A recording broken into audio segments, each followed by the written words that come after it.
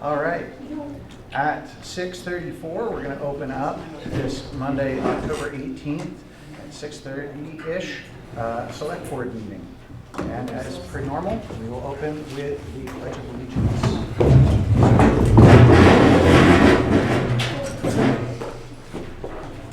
I pledge allegiance to the flag of the United States of America and to the republic for which it stands, one nation, under God, indivisible, with liberty and justice for all. All right, and our roll call of board members: Dave Hemingway, Chair of the Select Board. Marlo Herrick. And we also have our town administrator and assistant town administrator here with us today. For announcements, the brief announcement to start with that I want to make sure everyone is aware of, as soon as I open the right section, is that tomorrow in this building will be the small school study information coming out from the school board. They're coming out for a public listening session in Webster about Webster schools. That is 6:30 p.m. in this building, in this hall. And I believe that covers my initial announcements. Did you have anything additional? I did have a couple of announcements. The two of the properties that the town has had for several years from tax deeds were redeemed by their former owners, I'm glad to say. So that was 710 White Plains Road, and the other was at 9 Pennacook Circle. Also, the tax rate will be set later this week. All the paperwork is in from the town and the district. We're just waiting for the Department of Education to sign off in the school and do the apportionment. So we should have that. All right. Any other announcements? All right. So that moves us on to our first set of the agenda, which is appointments, and that would be Mr. Pearson. Stop on up. I think Tara might be on that too. Okay. And I would just mention to the board, this was, we have to be careful to state the subject and not person. And I will mention to the rest of the board, as many people are used to, I like to listen before commenting, so if there is something that should be stopped or needs to be taken care of, please, anybody chime in. This is on accountability. This is the complaint I filed on the sale of town conservation land. Map 613, 614 in Webster against Bruce Johnson, Chris Shadler, Nancy Schofield, Leslie Palmer, the Conservation Committee, and any others involved. We know as board selectmen, Mike Borak, Nancy Schofield, and Bruce Johnson voted not to sell these lots. Chris Shadler, as conservation chair, recommended not to sell these lots. Did the Board of Selectmen file any complaints on the sale? There were two of these selectmen on this board at that time. Did you file any complaints? At what time? You two selectmen, Dave Hemingway and Dee Blake, were selectmen when this happened. Did you file any complaints? You mean when you filed your complaint? Yes. Okay. Did you file any complaints to the county attorney on any of these people? We did not, May I ask why not? because there was already a case in session.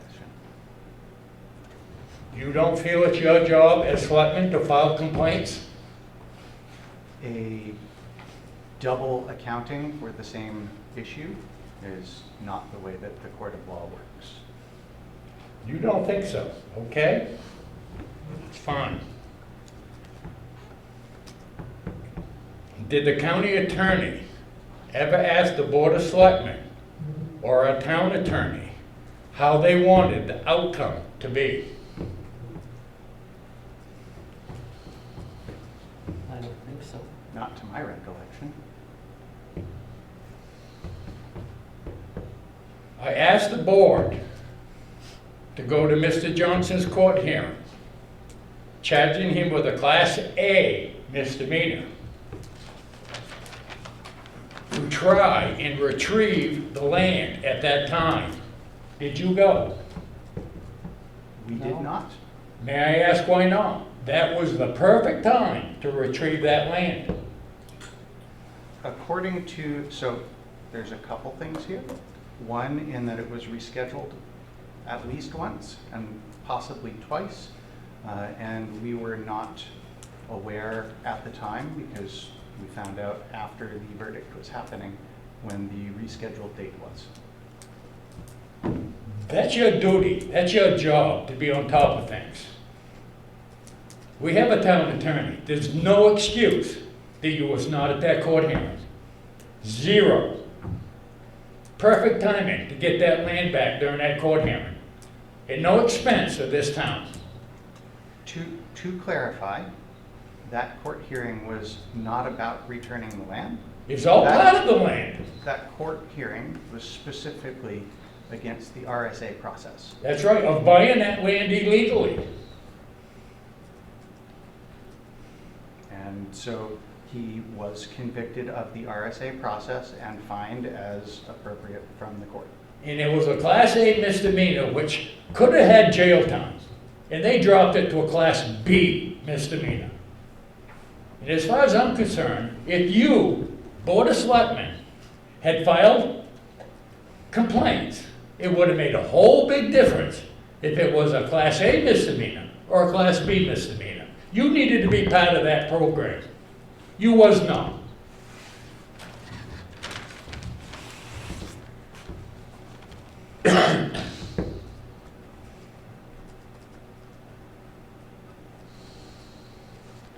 I reported he had been arrested, showed you the statute, state constitution, oath of office, giving you the power to remove him from office. You had a work session to discuss it, but went into closed session. Why? It is the reputation of an individual, and that covers everyone except for the 3 members that you see in front of us of the current select board.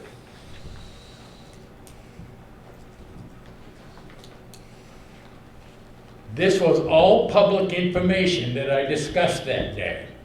It was all came out of the courthouse in the state constitution that we discussed.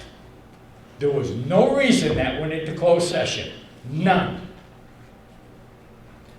You guys kept this away from the taxpayers to have the information of what was going on. Everybody had been made aware that there was a court case.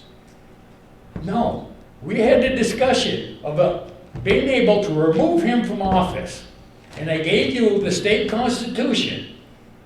And you was gonna have a work discussion and you put it into closed session. And as far as I'm concerned, it was illegal. Because it was all public information. You had no right. We all know it was his reputation and it was no good. It was not illegal, and it was following the advice of standard legal counsel. I would like to see that information from the town council. I do not know if we had that in writing or not. Was that part of a phone call? We may have some in writing.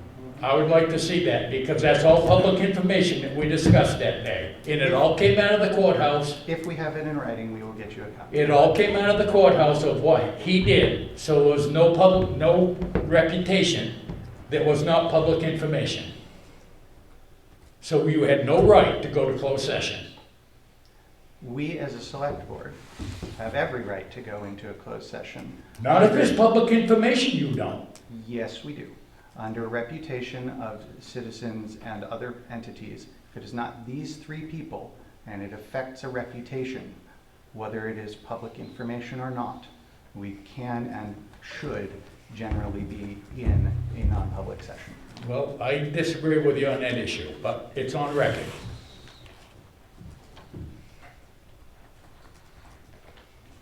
And I will clarify, based on that and legal counsel that we just got earlier, in that a session such as this, where it is not the select board talking, but it is a member of the public, then cannot be in non-public session.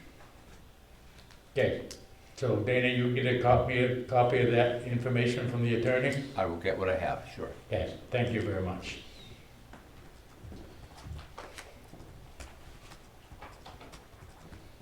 This board has stated it's the best for the town to let Mr. Johnson keep this land to get, I believe, $675 a year for taxation. After the court found him guilty and removed him from office, did you ask the road agent the possible value of the sand and gravel to the town on that land? We did not, as the land had been marked for conservation by both the planning board and the conservation committee. And as such, if we had the land, that is the likely path that we would have left it for. I believe that would have to go to the vote at this point if you retrieved it back to the town voters. That's just my opinion. I estimate it could be $100,000 worth of sand and gravel and a saving of roughly $10,000 a year in trucking, because it would be in town instead of out of town. So you take that value of roughly $200,000 worth, $675 worth of taxes. What's the best benefit of this town? And I think you needed to talk to the road agent about what is the best interest of this town for the valuation of the dollars. That's just my opinion. On your comment about road gravel, we do have other properties in town that are available for that and have in the past made that ready for the exploration of that.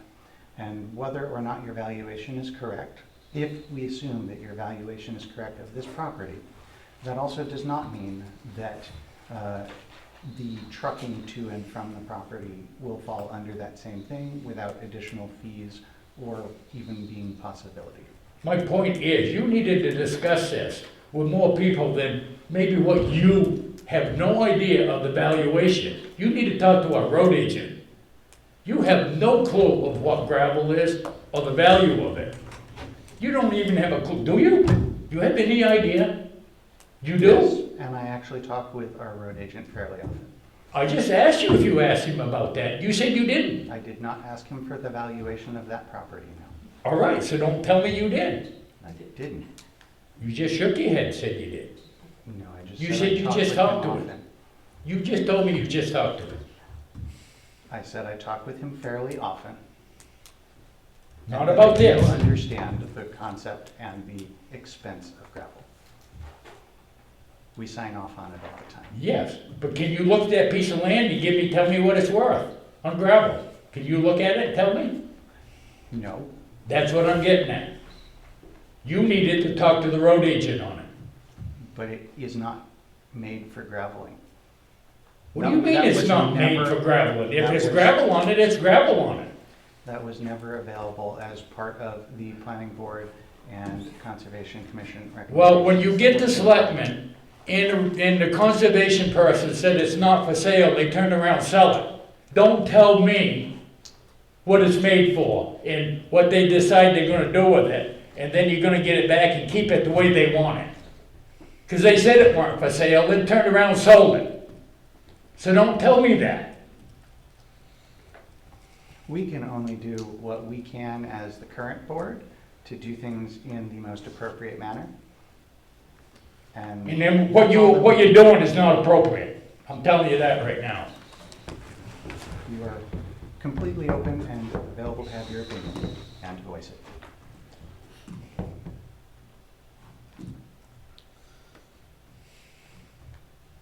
In my opinion, all have broke oath of office, misuse of power, and Mr. Johnson and Ms. Shadler basically committed inside trading by going behind the backs of the taxpayers for this deal. Filing complaints should have been done by the Board of Selectmen, not me. So I feel Dave Hemingway, Dee Blake, and Chris Shadler were Board of Selectmen at this time. Were in their election of their duties. This was a Class A dropped to a Class B misdemeanor, which a Class A could have been jail time. And now you want to give him the land too.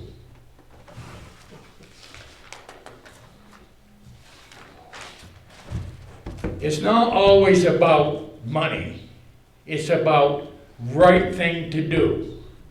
We need to get the land back. I would like the input from the floor, whether they feel this land needs to come back to the town.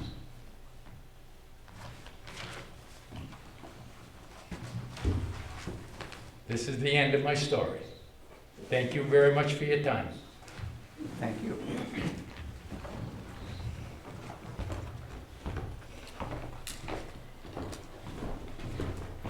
All right. Oh.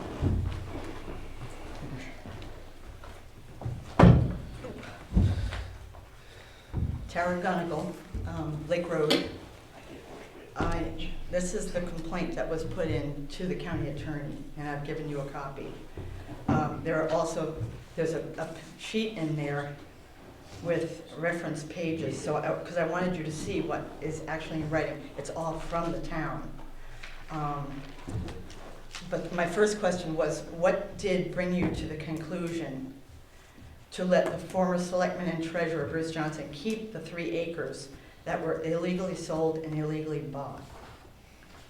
We, as a board, came to the decision with consultation with legal counsel to follow legal counsel's advice, and that is what we did. Did the legal counsel see the bill of sale and the deed? Yes. Did he read the policies that go along with the deed and because, Yes, we put those in front of him. well, if you could kindly look at the deed and the bill of sale, it's page 72 and page 50 in that book. We can go to page 50 first. The deed that was given out was a warranty deed. The town does not give out warranty deeds. It's in the selling of town properties policy. That's the first thing that's wrong. Second thing that's wrong is the tax stamp. That was a tax stamp for under $4,000, and he'd sold the property. He bought it for $7,000. It says warranty deed on top, and then over to the right of the 1455 with warranty covenants. I think I highlighted everything. So this is the where she's saying it's a warranty deed, Yeah. and It says it right up on top. according to the policies, it shouldn't have been a warranty deed, it should have been a quitclaim deed.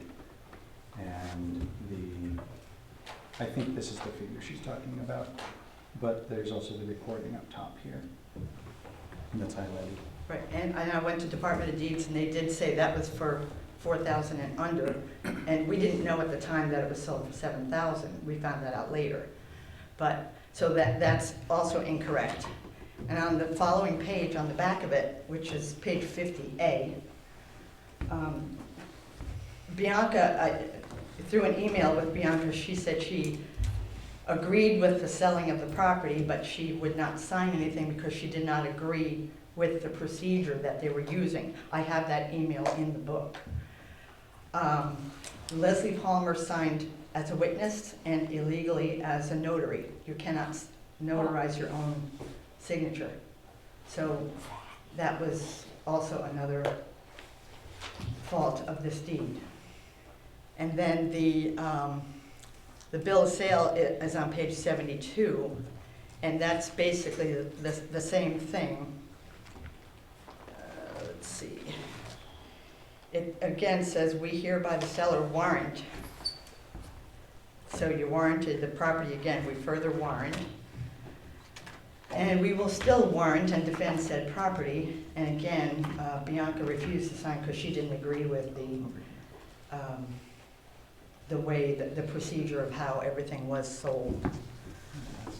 That's not what's said there. Oh, document 72. Yes. So, I'm feeling that because you are letting him keep this property, you're ignoring the facts and the policies. What information did you give our new attorney, and what did he have to say? I know you said you'll give it to John, but anybody who would look at this and look at the policies, the selling of properties policy, page 65, and the fraud policy, page 66, absolutely, they do not warrant any properties. And you cannot have, there's so many inconsistencies. It's not a legal deed because it was signed twice by the notary, and that's illegal. So that deed should be null and void. And so should the bill of sale be null and void. And the incorrect transfer tax, the actual amount would have been minimal, but it's still wrong. And the deeds, they didn't know what the sale of the property was. They didn't know how much it was sold for because it wasn't on the deed. It was on the bill of sale, which we got much later. But $20 was, the town would have paid 20, but they're exempt. And then so the buyer paid the $20. So that's wrong. I feel that the oath, the sale of town property, and fraud policy were all broken. The state infraction may be closed because Mr. Johnson was found guilty, but the town infractions are still wide open. And we need to involve the people of the town who didn't know about this. They might see this on YouTube if we're on YouTube right now. We are. But a lot of this was edited out of minutes in 2019 and 2020. If you have no facts, you have no truth, and then you have no trust. This case has been a blatant cover-up from the beginning and a half-truth now. I understand this current board was not involved in this in any way. But we're involved in what's good for the town right now. And $675 tax is ridiculous when the property was valued at $44,800. He bought it for $7,000. Chris should have recused herself. She was a direct abutter across the street. I've checked with several realtors and I've checked with the state. A direct abutter across the street. Her property and Mr. Johnson and Mrs. Johnson's property could raise in value now because they own those two properties across the street. She did not have the right to sell that property, and especially since it's supposed to go up for bid. Absolutely, positively, it had to go for bid. Letters to all the abutters. The previous owners of that property, and I know that the town took it many, many years ago, but that property it was valued at $44,800. So they got screwed out of anything over and above with the taxes. Somebody would have bought that property for more. And then what I wanted to look at was in September of 2020, the property was bought in 2019.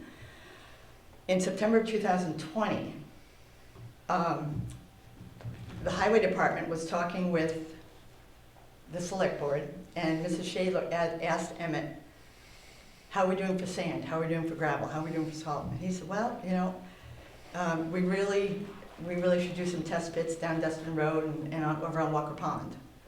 And then we can see what we've got.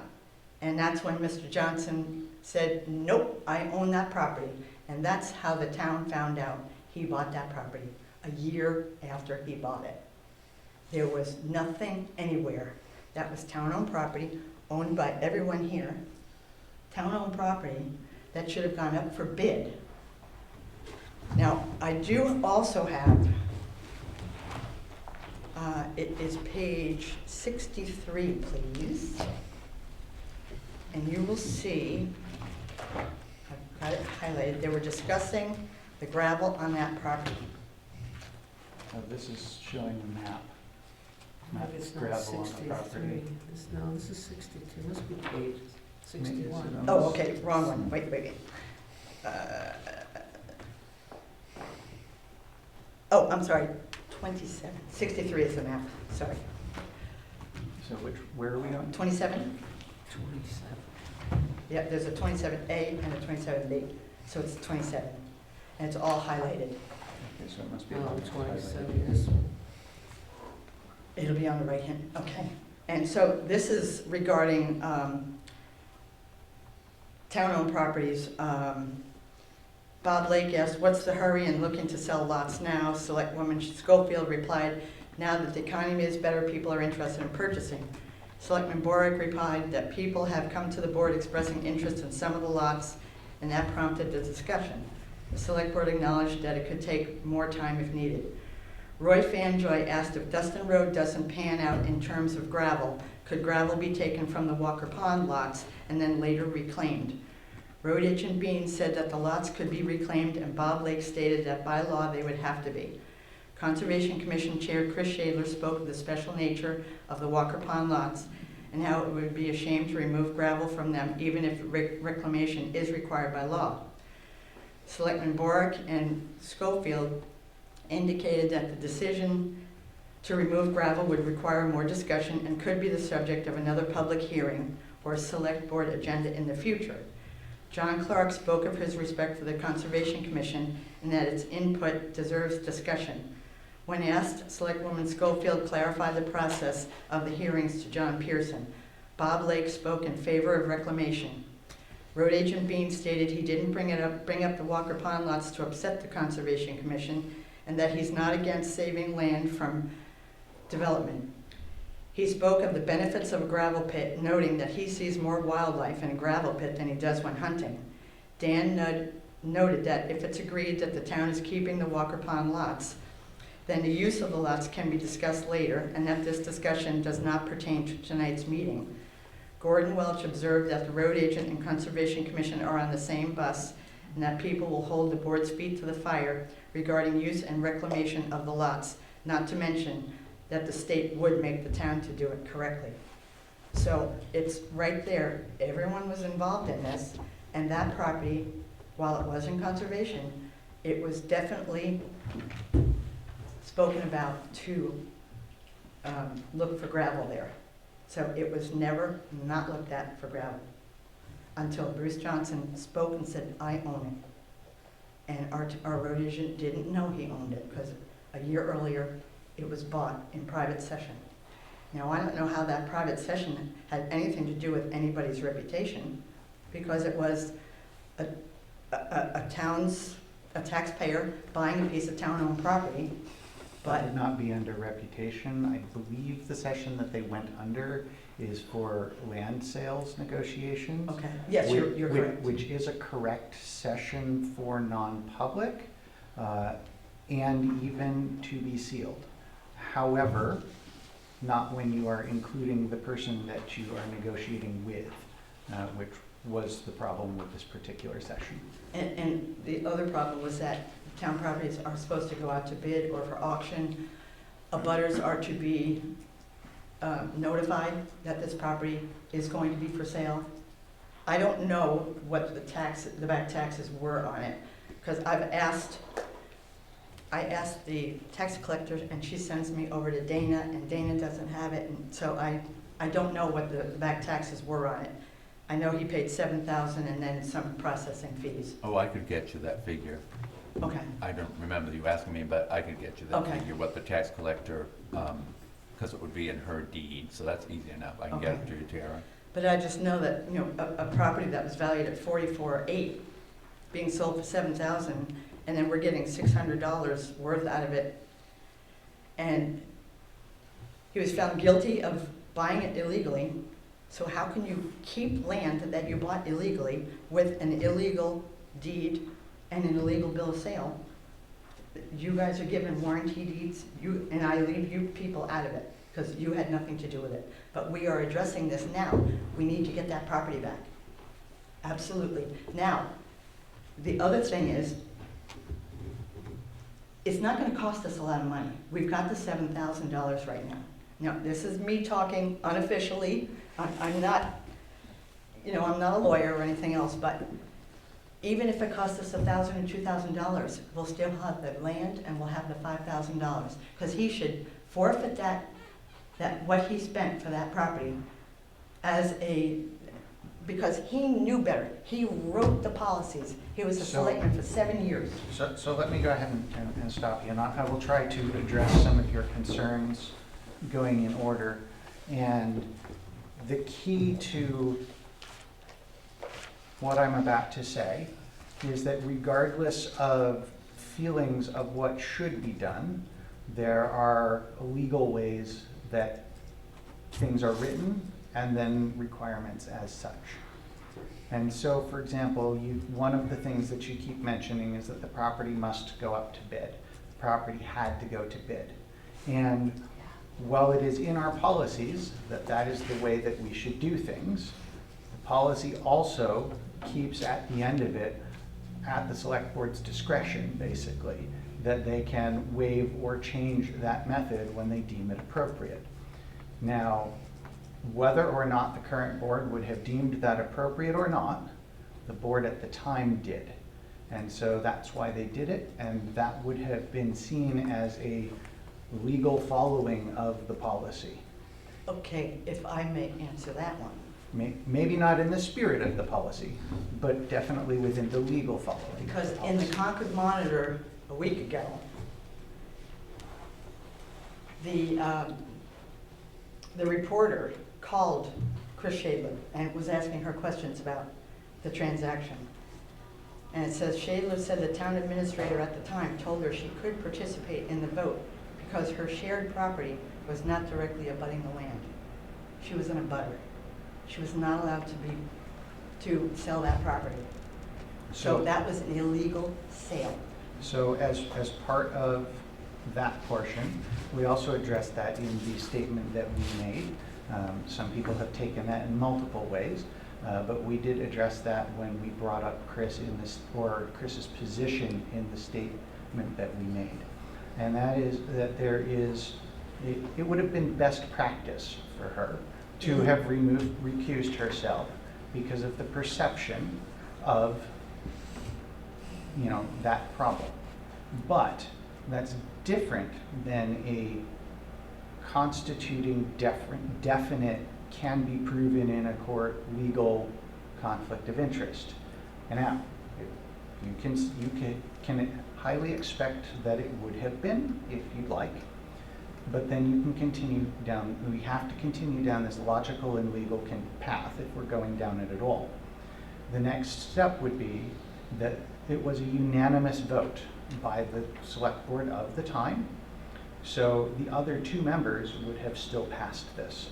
So her single instance, whether or not appropriate, would not have changed anything. And then part of that in our statement was because of multiple reasons, and we also talked with a legal counsel about Chris to know specifically where everything stood. There is no action for the town to legally pursue in that avenue currently either. I beg to differ with that attorney. A selectman of 7 years wrote the policy. A selectman of 7 years who became a treasurer, a trusted, elected member of this community, 9 years' worth, wrote the policy, went behind the backs of the people. One of the selectmen was his neighbor, owns a house with his wife across the street and next door to the Johnsons. They, to me, backdoor business. She should have recused herself. I have my email from Bianca in print. I can read it to you and let you know what she said. She did vote for it, but she recused herself from signing anything. She did not like the procedures that were being used, and she said to me, she said, "I've checked the deed since I feel I wasn't in favor of this motion, and the only 2 signatures on there are Nancy's and Chris's. I was, however, in attendance to that work session, not public, and general session meeting. I would recommend you bring this to the board's attention if you feel uncertain with the board's transaction. I plan to bring up the selling of properties policy adopted by Nancy and Bruce, July 3rd, 2017. Also look up 95-1, which he was just found guilty of 95-1. She's the one that brought this up. She wasn't in favor of it. Yes, she voted yes. I can't speak for her. She voted yes, but she refused to sign anything. She didn't like the way it was going. If Chris had been out of that, that property would have never been sold, because Chris was in a butter, and she couldn't be involved in that. So you would have had Nancy Schofield only. So, you can make, you're mixing up 2 parts. One is signing of a deed, which Bianca did not do, and one is voting for the action, which Bianca did do. I agree. And the voting of the action is, once that passes, for example, let's say that there's a sale going on and I disapprove of the sale. Mhm. So I say, I don't want to do that. And the other 2 board members say, yes, we're going to do that. We think we have to. Now, of that, it only requires that the town sign the deed over. So they can have the town administrator sign the deed. I could sign the deed even though I was not in favor of it, or either of them can sign the deed. So saying that she didn't feel that she wanted to sign the deed is not the same as saying that she would have or thought she voted no. Which the record says that she voted yes, and it was a unanimous vote. Right, but Leslie Palmer cannot sign as a notary and sign as a witness. It's illegal. That deed is 100% illegal. I will read the proper parts of the selling of properties policy, which was signed by Bruce Johnson and Nancy Schofield, July 3rd, 2017. Properties will be sold in a consistent and fair manner with the best interest of the town in mind. The goal is to get the properties back into tax payments and producing revenue for the town. My opinion, $675, not worth it. The selling, let's see, other town properties will follow these steps. Properties shall be sold through auction, realtor, or sealed bids. All sales shall be properly advertised and posted with a deadline. Properties shall be offered by the town as is, where is, with all faults, with no representations as to the quality of the title being conveyed or the quality of that property being sold. All representations made by the town are for descriptive purposes only and are not to be relied upon by bidders for determining whether the property is suitable for building or for any purpose whatsoever. I drop down to the bottom. The Select Board reserves the right to waive any provision of this policy as circumstances warrant.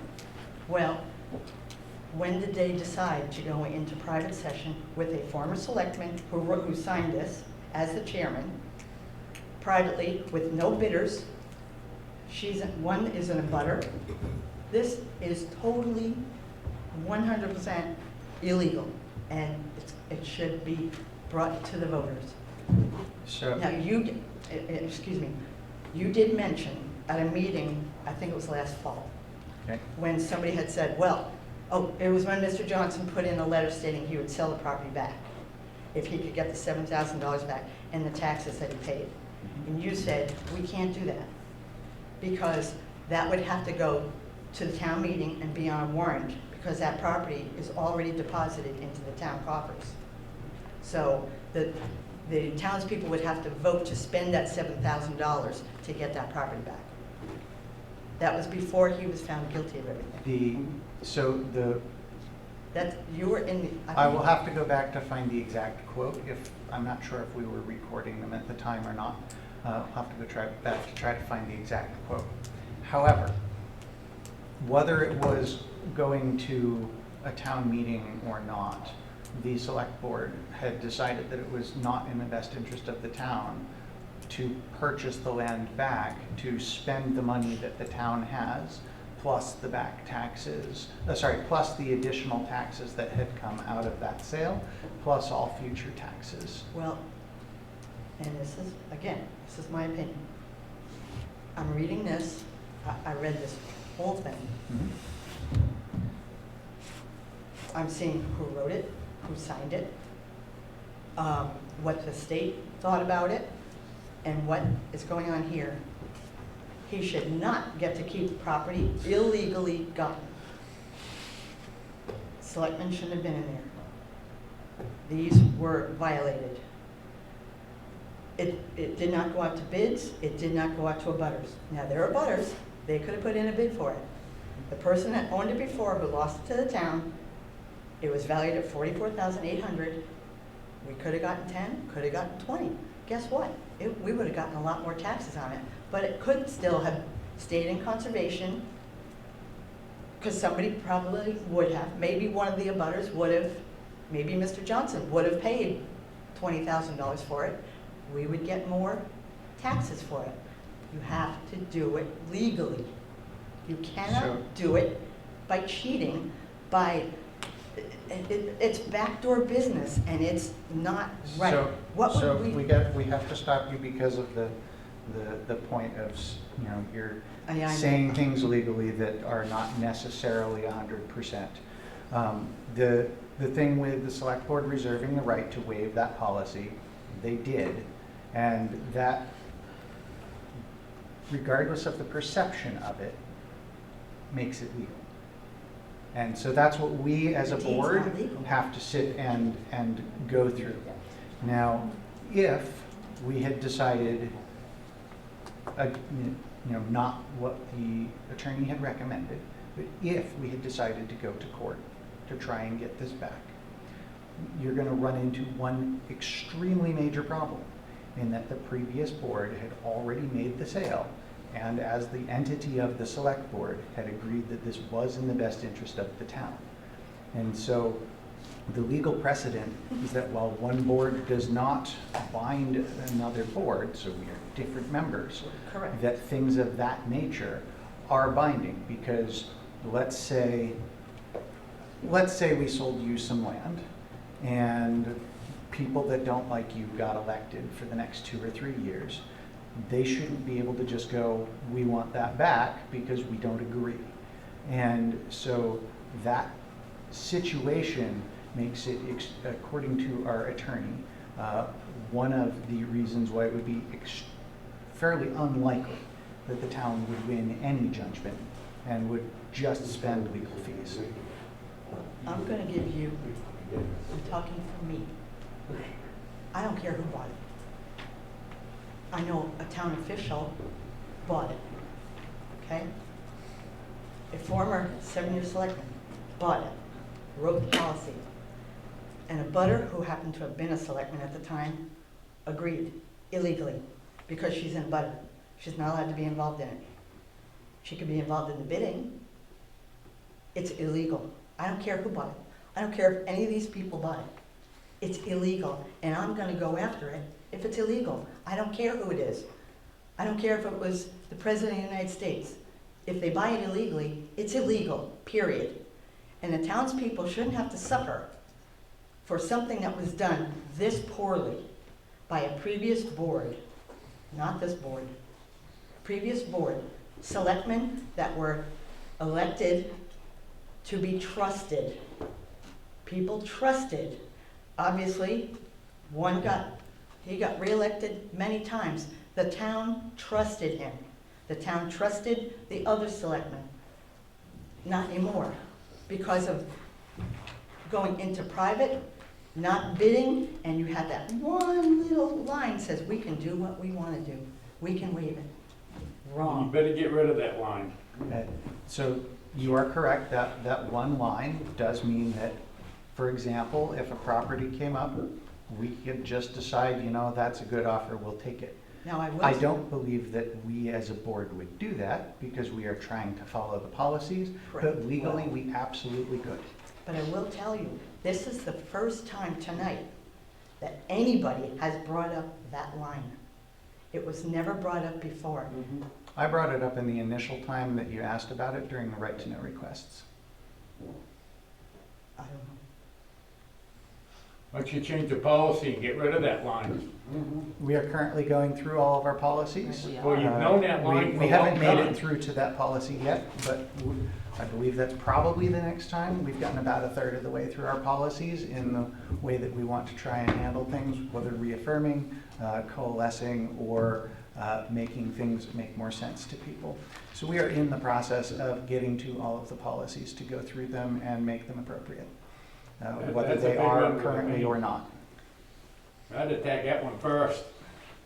Now, on pages 69 and 71, there is no 70. They're chapter 80:42, and section 80:42, and section 80:80, they're highlighted, and they discuss about real estate liens by the town. And 80:80, section 2, if the governing body is so authorized to convey such property by deed, either a public auction shall be held, or the property may be sold by advertised sealed bids. The governing body shall have the power to establish a minimum amount for which the property is to be sold, and the terms and conditions of the sale.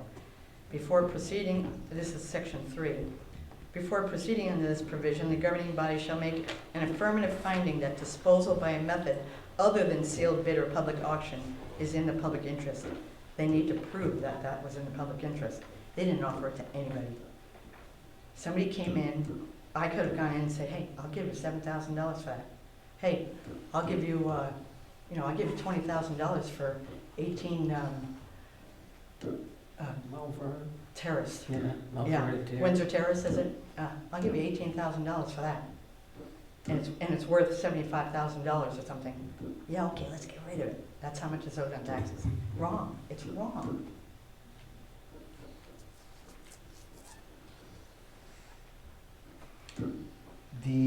So you actually highlighted from section 3, but not the important text part of it, which is the governing body may, by a specific article in the town warrant or by ordinance, be authorized to dispose of lanes or tax deeded properties in a manner other than as provided and as justice may require. Right, so And we've the never as done. justice may require is the part that does allow for the as circumstances warrant portion that is in that policy. And this also The legal says side. by a specific article in the town warrant. And we didn't go to town warrant for that. Back when you were doing your right to know requests and we had you as an agenda item then, and I spoke to it, I don't have that information in front of me, but we did get that information as to when and which warrant article it was. But the town did vote to give that to the select board as a whole, as an entity.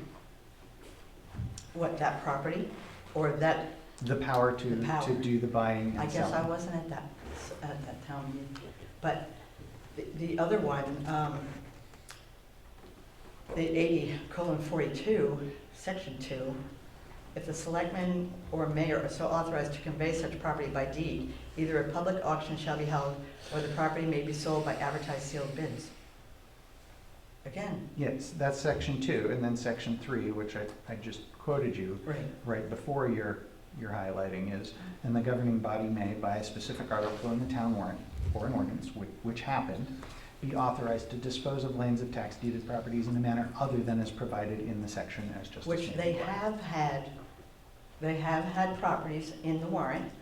I mean, most of them are Pillsbury Lake, but they have had properties in warrants, and people have voted, should we sell these properties? Yes, we'll sell these properties. This one, This specifically is not for a property. This is for giving the governing body of the The select power. board the power to do and authorize those sales, Well, that map, which was did on- occur in that previous. yeah, page 63 and page 61, these were the property sale planning board recommendations. The town put these out, we were at the meeting. And Walker Pond, highest value for wildlife, leave undeveloped. Yes, and then it was after that that they talked about getting the gravel and then reclaiming that. So that's all that was ever spoken about that. That property was completely on the back burner because they had discussed, which I read to you, about getting some gravel out of there. And former selectmen, former police chief, former fire chief, they were all there talking about it, and they all agreed that was a good idea. So it's not that, I am just saying, this entire transaction was improper and illegal. You can hang on to that book so you know what I gave the county attorney. This is what I gave the county attorney. And they said that it's up to the town now to get the property back. The county attorney wanted to know, what does the town want? Well, we had to give this, and we went through the proper procedure. We gave our complaints to the police chief. He in turn brought them to the county attorney. They said, what do you want? He said, the town wants the property back, they get to keep the money, and it's a done deal. That will be the punishment.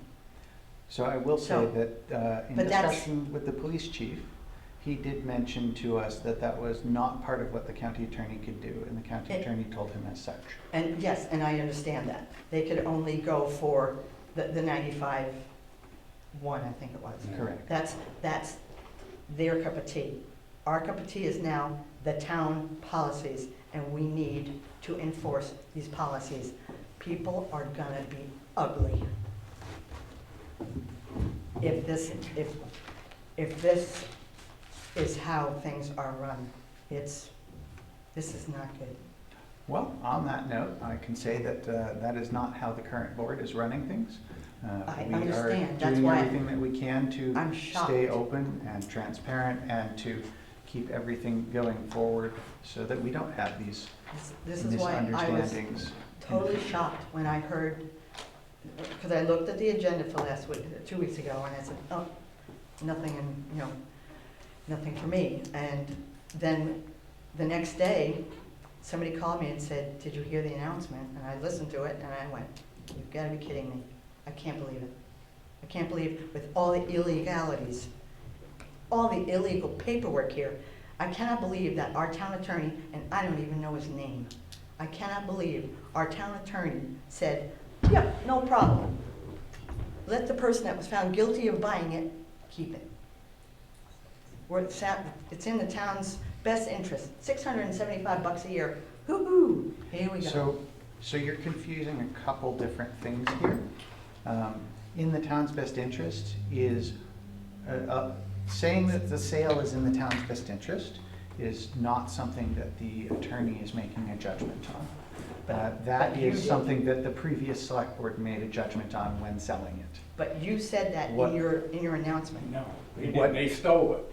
What it would have been found likely by the court to have been in the best interest of the town financially, is what I said. And the problem from the legal standpoint is that the likelihood of winning the case would have been super small for many reasons, including, for example, the policies have these sorts of lines in them. So They weren't that, followed. well, it was, because Warranty the deed. select board reserves the right to waive any provision of this policy. Do the selectmen And have so the they right did. to give a warranty deed? That's part of the policy, so yes, they did. We may not like it, but that's what they decided to do. Well, I'd like to see in writing, and I don't know if, you're not gonna be able to find it, because you couldn't find anything on that land deal. I'd like to see where that Board of Selectmen said, we're going to go by that last line in the selling of town properties. We're going to use that last line and do it a different way.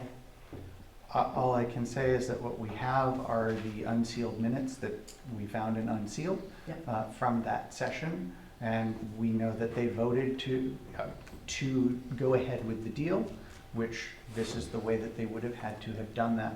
We don't have further details in those minutes. And of course, we can't go back in time and recreate something when we weren't there. And another problem is at the September meeting in 2020, when Emmett was talking, the road agent was talking about possibly digging for gravel, doing a test pit. And when Mr. Johnson did, you can't, I own that property. It's not in any minutes from that meeting. So don't tell me, and I'm not blaming this board, don't tell me that minutes aren't edited. That was huge. The So- biggest, huge, you see how huge it was. So minutes do get edited. That was Not huge. not after they are approved. Minutes do get edited, and you'll actually hear us talk about minutes. We approve minutes continually. They are posted as a draft. Is it within 5 days? 5 business days. Within 5 business days. So they're posted as a draft. We post them on our website, and the legality is that they have to be made available in the office within 5 days if someone requests them. But we also put it on the website to make it easy for folks. Correct. Occasionally we'll slip by a day there, but that's what we do. At the next meeting, typically, sometimes it can go a couple meetings, but typically at the next meeting, those meeting minutes go up for approval. And at that point, they can be amended. And it's not uncommon for minutes to get amended. We do it somewhat commonly, whether it's grammar or something was missed, etc. At the time that the previous town administrator was around, she did most of the minutes. And when we had no town employees, essentially, we did kind of a round-robin version of minutes. Well, this was So- September of 2020. Right, so, That was completely left out. And I'm not blaming anybody here. I don't, Mhm. it happened. So I But just that want to was- clarify that that that would was have been the way that huge. whoever wrote the minutes wrote them that way, Right. and it was not changed after the fact, or had been decided not to be changed after the fact. And I understand, but how? But once they're approved, we absolutely are not editing minutes. You know, and like And I said, neither were they, I because am- that's all public record that's Yeah, and documented. I don't believe that. I mean, it might be on audio. I don't know. I didn't go back and listen to see if that was on audio. But there were a lot of people there that day because the heads of the departments were there that day. And that's how we found out about it. Holy cow, this property was sold a year earlier, so nobody in town even knew that property was sold. So for that to be left out of minutes, and again, we've got a great team up here right now, great team. So I don't blame anybody here, but I do think that this team, this select board, has to seriously look at this evidence and get that property back. The deed was illegal, the bill of sale was illegal, the sale itself was illegal because an abutter approved it. So, Well, thank you for your opinion. well, I appreciate your letting me ramble on, and like I said, I gave you this so you know nothing is made up. If I'm gonna say something, I've got it in writing, and I got it from a 91A or investigating myself. So, and I didn't do this alone. There were other people that helped me, but I'm the spokesperson because a lot of people are shaky, and you can hear I'm shaking, and my voice is shaky, but, you know, I know I'm in good company. You mentioned September of 2020. Do you happen to remember which September session that was? Or have that noted? I think it was the early, Trying to see if it's listed here. let's see. Was that a Zoom meeting? Okay, October, I think it was. I wrote to Bianca on October That's still 11th about that, so it was, I don't know if it was, I think it was the first one, the first of the month. Okay. that Well, was, I will simply say that regardless of how the minutes were that way, right, the minutes, what's the phrase? Minutes must exist, but they're only as good as they happen to be written.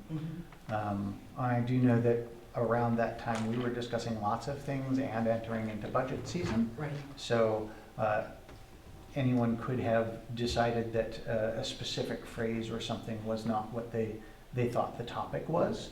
And so while it's an important comment, I could certainly see if, for example, the topic was the budget, that they were focusing on the budget portion and didn't write it down. Correct. Well, they were focusing on the highway department Mhm. needing gravel, sand, everything else. I do have another question for this board, because no one's been able to answer it for me. Page 13 on there, it's from the town of Webster, town clerk, and it's deed transfers, October of 2019. And I know if property is sold and it's kept in the family from one to the other, the stamp, the tax stamp, the sale price, and the assessment, it's all NA, not applicable, or something like that. So, Will often be marked as like $1 or something. Right, The right. assessing. so down below, we had 3 properties that were sold to different people, so they had the tax stamp and the sale price and all that. But then we had from the town of Webster to Bruce and Catherine Johnson, and it was NA. How come that was all NA? How come there were no numbers in there? It wasn't in the family. I know we've talked about this, but I don't remember. Like I said, the it's on details. page 13 if you need Yeah, to see look at it. it, yeah. Because I know there was an amount, but it might have been because it was town property? Because it doesn't have the sale price on there, doesn't have the assessment, no tax stamp. Well, that would be why. Oh, the no tax So stamp. no would do tax it. stamp, so Therese couldn't do the math. There was no tax stamp. Yeah, And $20 she's not is the, necessarily gonna know the sale the price. minimum charge of the registry. And what was it, 7,000, so 15 per thousand. Yeah, it was supposed to so be like $15 or so- $20 Divided more or by something It would like be- that. 5. Yeah, It was minimal. 750 because the town doesn't pay, so Right. the minimum was 20. But Yep. I got this from the town clerk, and she could not explain why this was NA.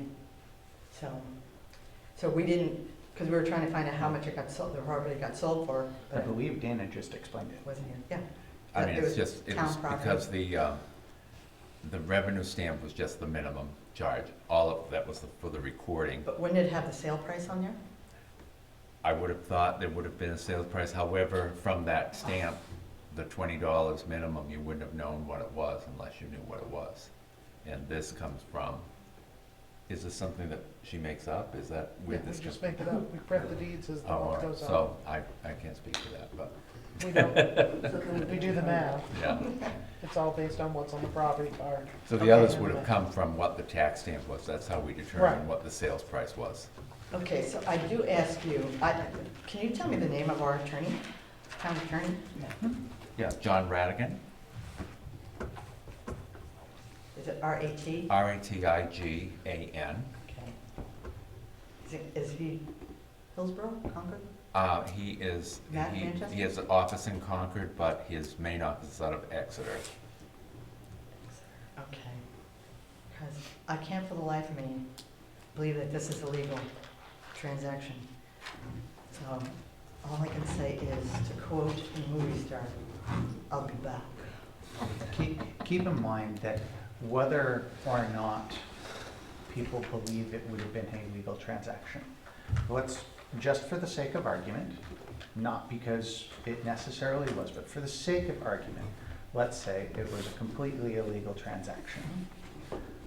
The next step for an attorney's recommendation is, what are we likely to be able to do and win and prove? And that is where that level of, and where the recommendations would be coming from. So it's not necessarily whether it was an illegal transaction or not, which, again, we're not saying it was or wasn't. But, you know, that's where you start looking at the legal recommendations. But Because to me, this just shows it's who you are that matters. That's why they don't want, the town should get that property back, because the whole thing was done illegally. And the town should get that property back. Somebody who was found guilty of a misdemeanor should not be able to keep what they were found guilty of buying. Yeah. So I will simply say that he was found guilty of having an incorrect process. And the process being incorrect does not negate that the select board at the time believed that it was in the best interest of town to sell. And again, and a And- butter sold it. And opinions are what they are, and everybody is Correct. absolutely entitled to whatever So- opinion they have. We'll just see what the next step will be, but appreciate your time. All right? I'm new to doing town meeting. I don't know, am I allowed to ask a question? So this isn't a town meeting, this is a Well, town I mean, meeting, town but meeting, the select board meeting. I'm not familiar with, Yeah. am I allowed to ask a question? So What, the technicalities are that we have a public comment section at the end where anyone can speak whatever they want. The way that I typically try to run things is once we're done, then I'll try to ask people if they have comment. So if you have a specific comment, please. I just, I know the whole thing sounds totally underhanded to me, but the thing that's been kind of bugging me through the whole thing was a notary notarizing their own signature. I can't believe that's legal. So that would make the bill of sale Boy. void. Boy. I can't be wrong about that. Can, My son is a notary. for the sake of just making sure, can we re-ask Sure, about that? of course. Can I get your name for the minutes? Sherry Lux, Thank you. Thank you. All right.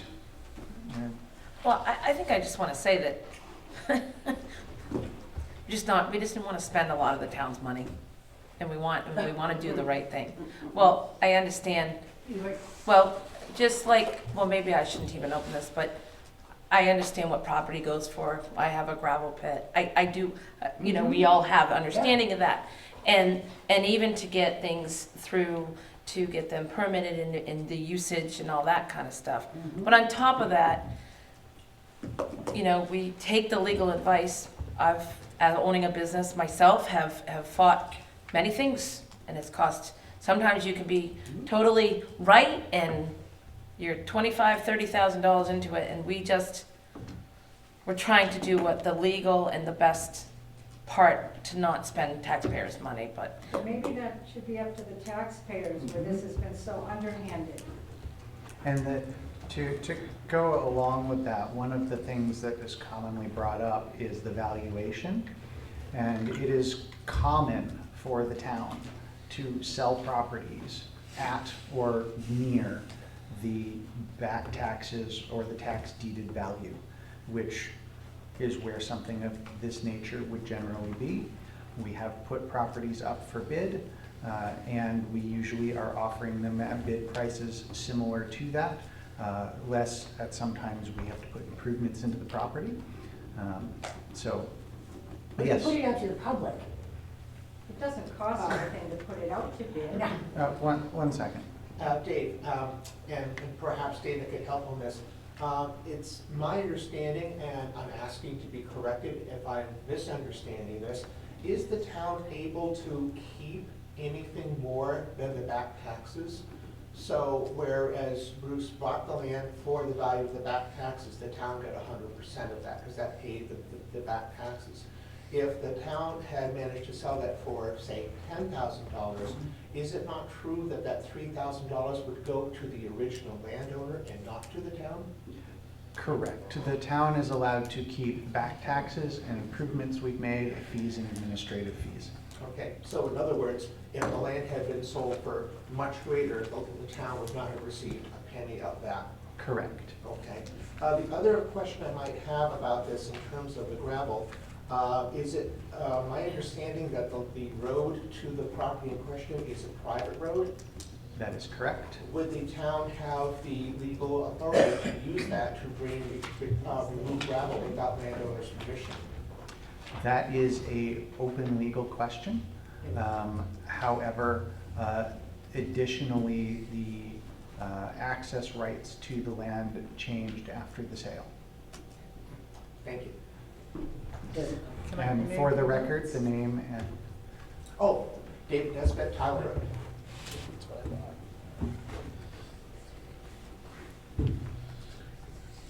all right.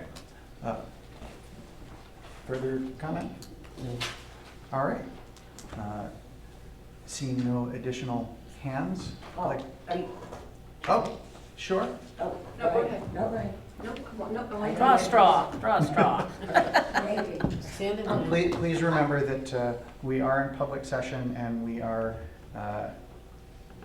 be careful of things that you make that could be defaming, especially in legal concept, if you are not speaking as a lawyer.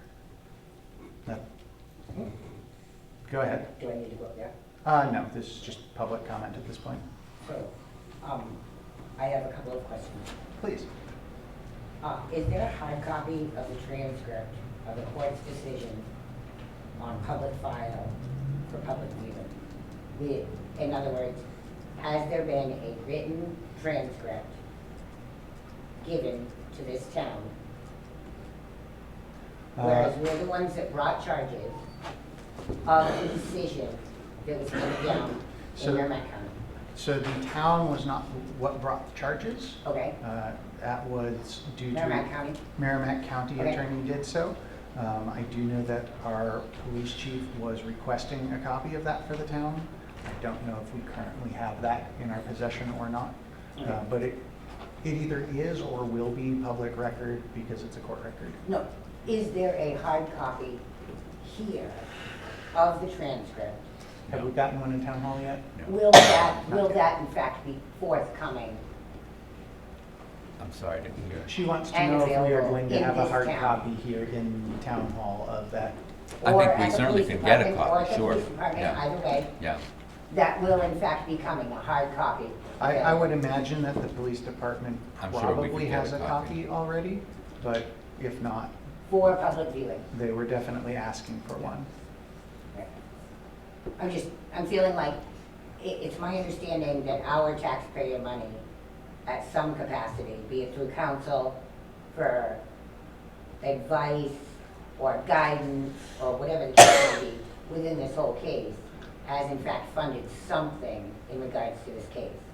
So subsequently, I'm feeling like a hard copy of the transcript and the decision that was handed down is in this town's best interest, if for no other reason than historical value, to be on file as an incident or Whether hard experience, copy or not, adventure, whatever whether you want to call it. hard copy or electronic copy, we will no, definitely hard have a copy. copy. And Hard if we have copy. electronic copy, we can produce a hard A copy. hard copy, that would be ideal, thank you. My second question, what was the warrant article that passed that authorized selectmen to in fact, To be the ones in that charge of authorized the them land. to in fact be enabled to make their own decision making? Is it a policy or an ordinance? And subsequently, does that policy supersede to state law? So it doesn't supersede No, I state didn't law. think so. It's based on state law, which includes the portion that I read from her documents there, Mhm. which is that policy and that extra number, that was, I think it was number 3, Section 3, you it said. allows for that different process. Right. If that has not been approved, to allow the board to be the expenditures and the people in charge, then you can only follow the process in the previous section. So it was Section 3 that authorized that, and subsequently, what year was that? On what? and So what I was was looking warrant in my article? notes to try and find that year, and I don't have that on me. Oh. I do know that we went back and found them, so we could find it. if you want to just contact Dana, he should be able to get you the year and when that warrant article passed. Absolutely. Thank you very much, Dana. Because if I could get the year and the warrant article number, That would be very, very important. Very good, we can do that. Yeah, we have the previous town report books that'll include all of that down in the office, so we can get you a copy of that. Thank you very much, thank you. My other question is, professionally, are either one of you notaries? You are a notary? Yep. So recognizing that you are in fact adhering to, I'm assuming a code of ethics and an expectation of operation, whereas you've been granted that authority as a notary by the state of New Hampshire, right? I'm Right. assuming the Secretary of State or the Attorney General, Yep. right? Is there in fact a criteria that actually states that you cannot witness So there is a your own handbook. signature on a warranty deed or official documentation? And it is in the documentation that you can't notarize your own signature. You can, Can't, cannot. Cannot. cannot. Okay, thank you.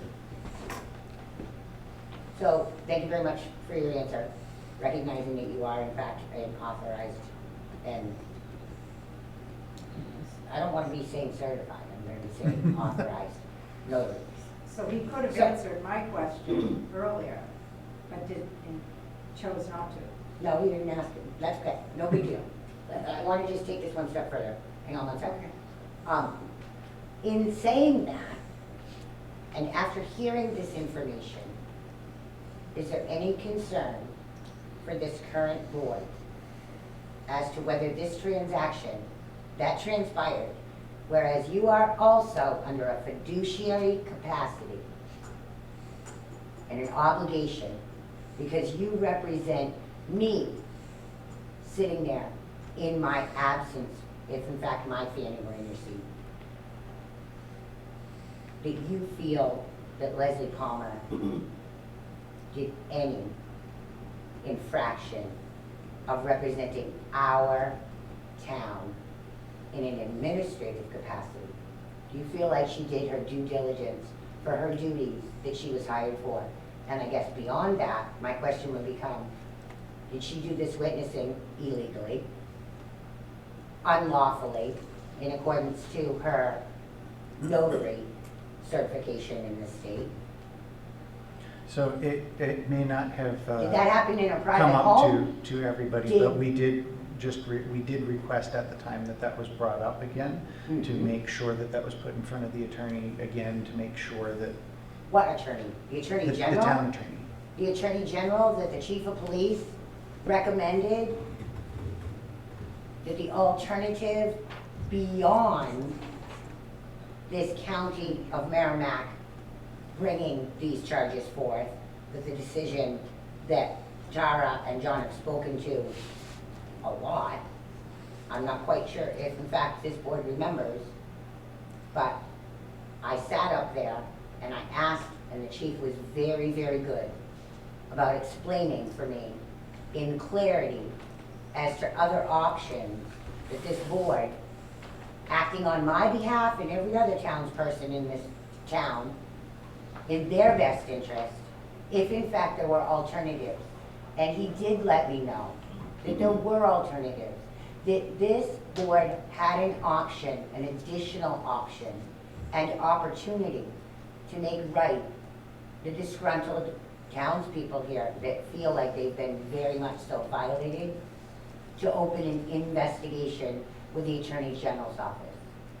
Has that in fact, especially in light of my personal feeling, my personal opinion and statement really, is this transaction never, ever would have in fact ever been made legal or lawful on a warranty deed without an official, recognized witness and notary. The transaction would not have happened. So do we pay Leslie to essentially do this transaction? Leslie was the That town sounds as if administrator at exactly the what time. we did here, is we not only paid her a paycheck, but we also paid her to sign away our town property. And our So- assets and our natural resources. Again, I'm going to stop you for a second because I don't want to go down the path of, legal accusations I understand. without us actually having them in a court. I understand. It is definitely fact that Leslie Palmer was an employee of the town as the town administrator at the time.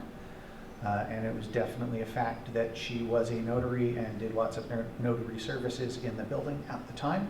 At the time. Including this deal. Is she still a notary in the state of New Hampshire? I could not answer that for you. She has not lived in town and hasn't worked in town never in quite a lived in town. significant amount of time. Even during her employment? So I have no way to answer that, and I certainly don't have any continued communication with her, so I wouldn't have asked her. So, acting in this town's best interest, knowingly,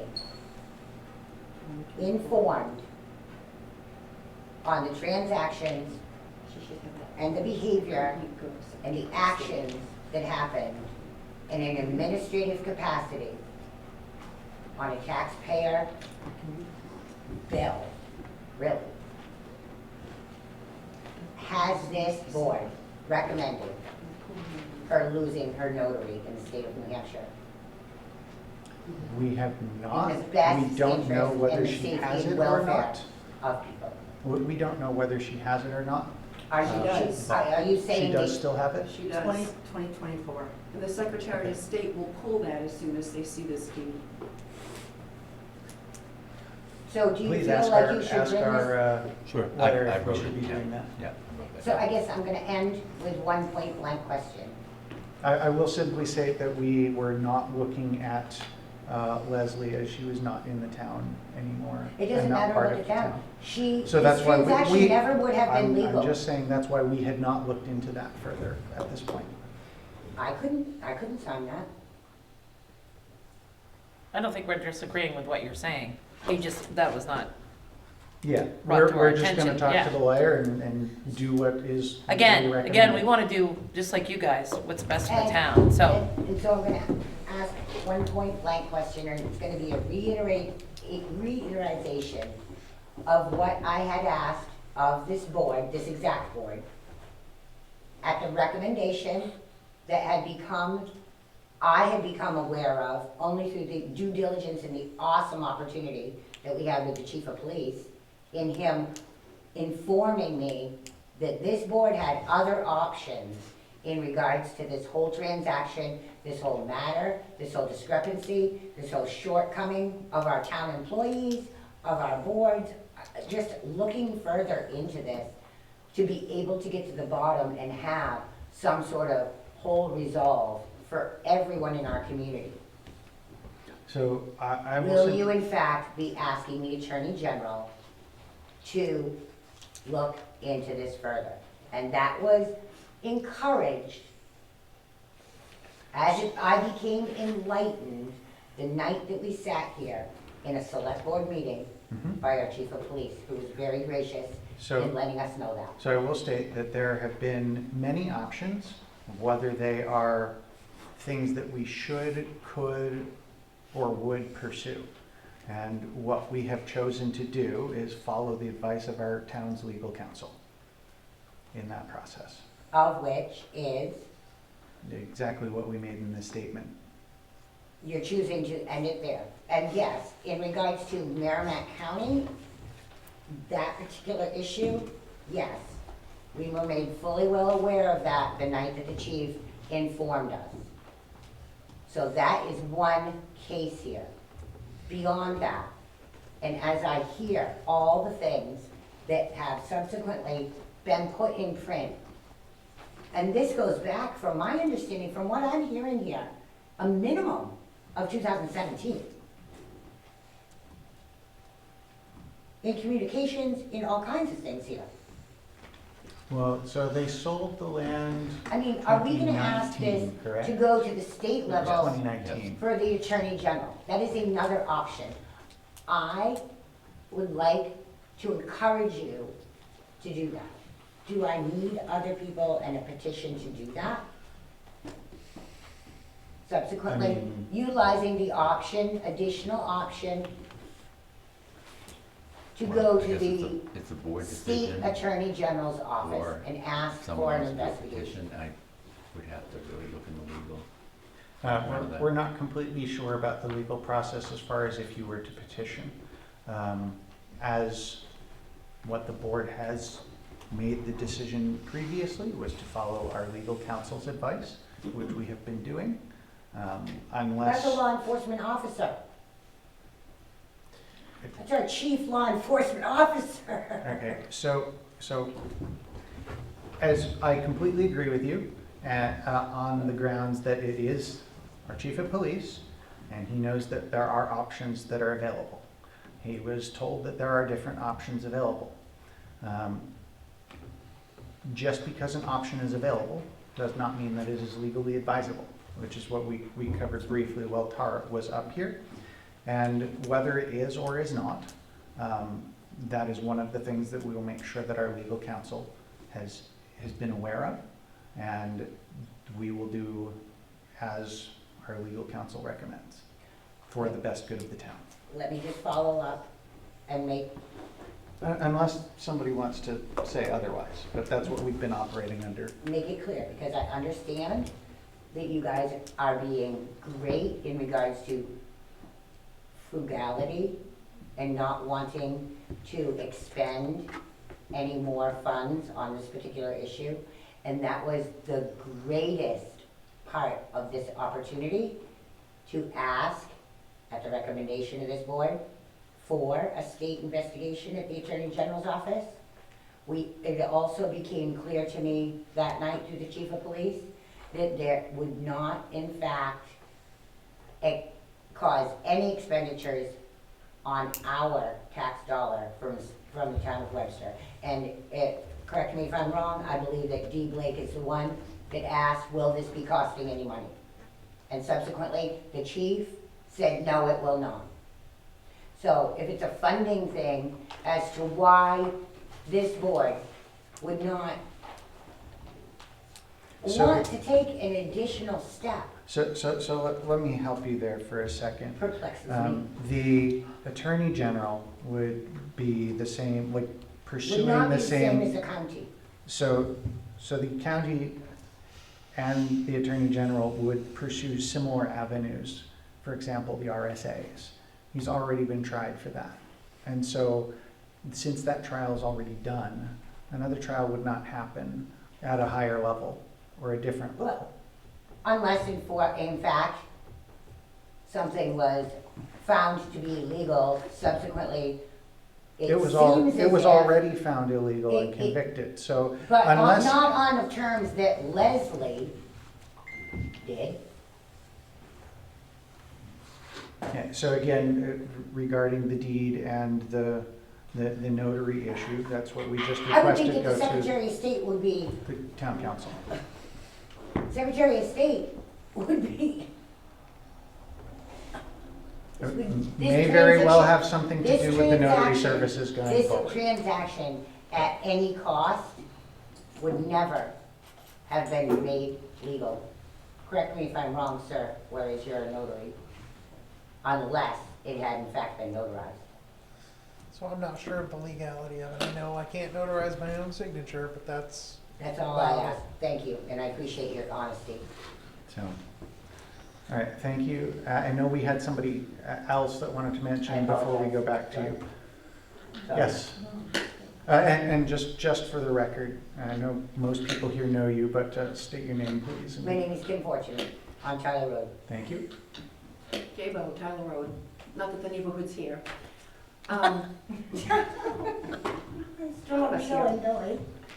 When attorneys file a pleading or a motion, they typically, since, one-liners, which has gotten the board, past board, into hot water, they always say, and other remedies as appropriate to be granted by the court.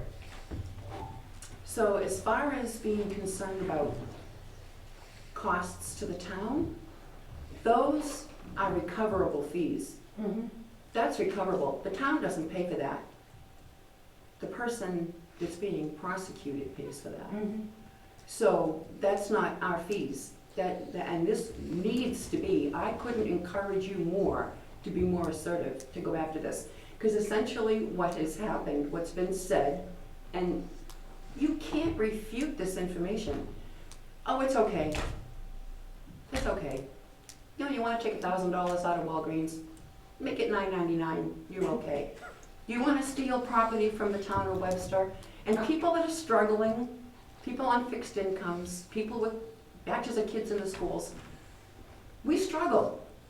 And here we have somebody, conflict of interest is massive with this. It was a definite backdoor deal. We have a selectman, I'm not gonna name names, who wouldn't open her mouth unless she got the nod from that other person.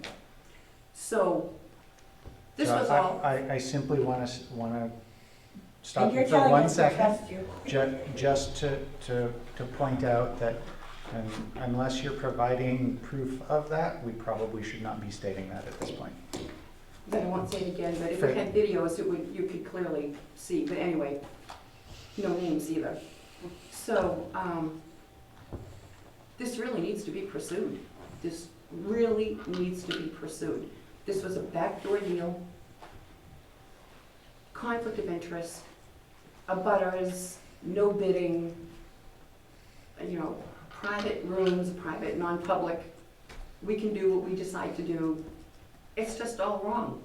And this is what has cost the trust in people to be completely deflated. So I will speak on behalf of myself, that as myself, I believe that we should be doing the best interest of the town as best as we can. And in my opinion, the best interest of the town is going to be served by doing what our town's legal counsel and representation is suggesting to us. I definitely want us to make sure that we provide this information again to town council for reconsideration. But that's where I'm going to state that I'm going to follow I'm going to always be voting for and trying to follow the recommendation of legal counsel. As long as council understands that there are people who are becoming aware of this, that have been, don't tell anyone, and all of a sudden it comes out by accident In the paper.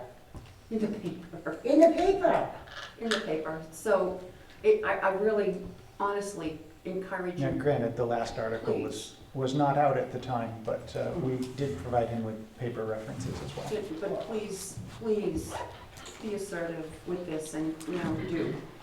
And hopefully the attorney, if the attorney, you have to come up with really good reason not to after seeing, I can't accept that the attorney really looked into this information before he said, no.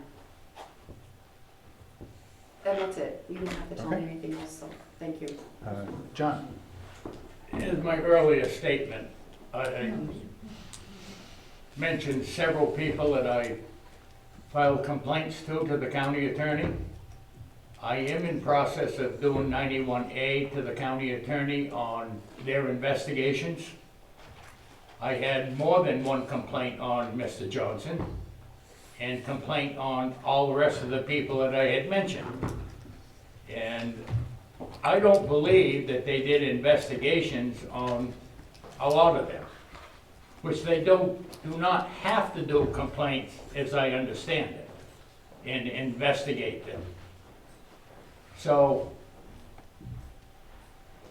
I don't know. Please continue to pursue your 91As and Yes, but go down I'm the avenues that just you letting see you fit. understand, I don't believe most of those people that I mentioned even were investigated. I could not tell you. I understand that, but them will be coming forward at a later time. If they do, I look forward to hearing from the county attorney on any future pursuits. Yes. Mine is very quick. I forgot to tell you, page 67, which is the second page of the fraud policy, signed September 14th, 2015 by Bruce Johnson, Chairman, Roger Becker, and Mike Borak. The very, very last sentence for corrective action in all cases involving monetary losses to the town will pursue recovery of losses.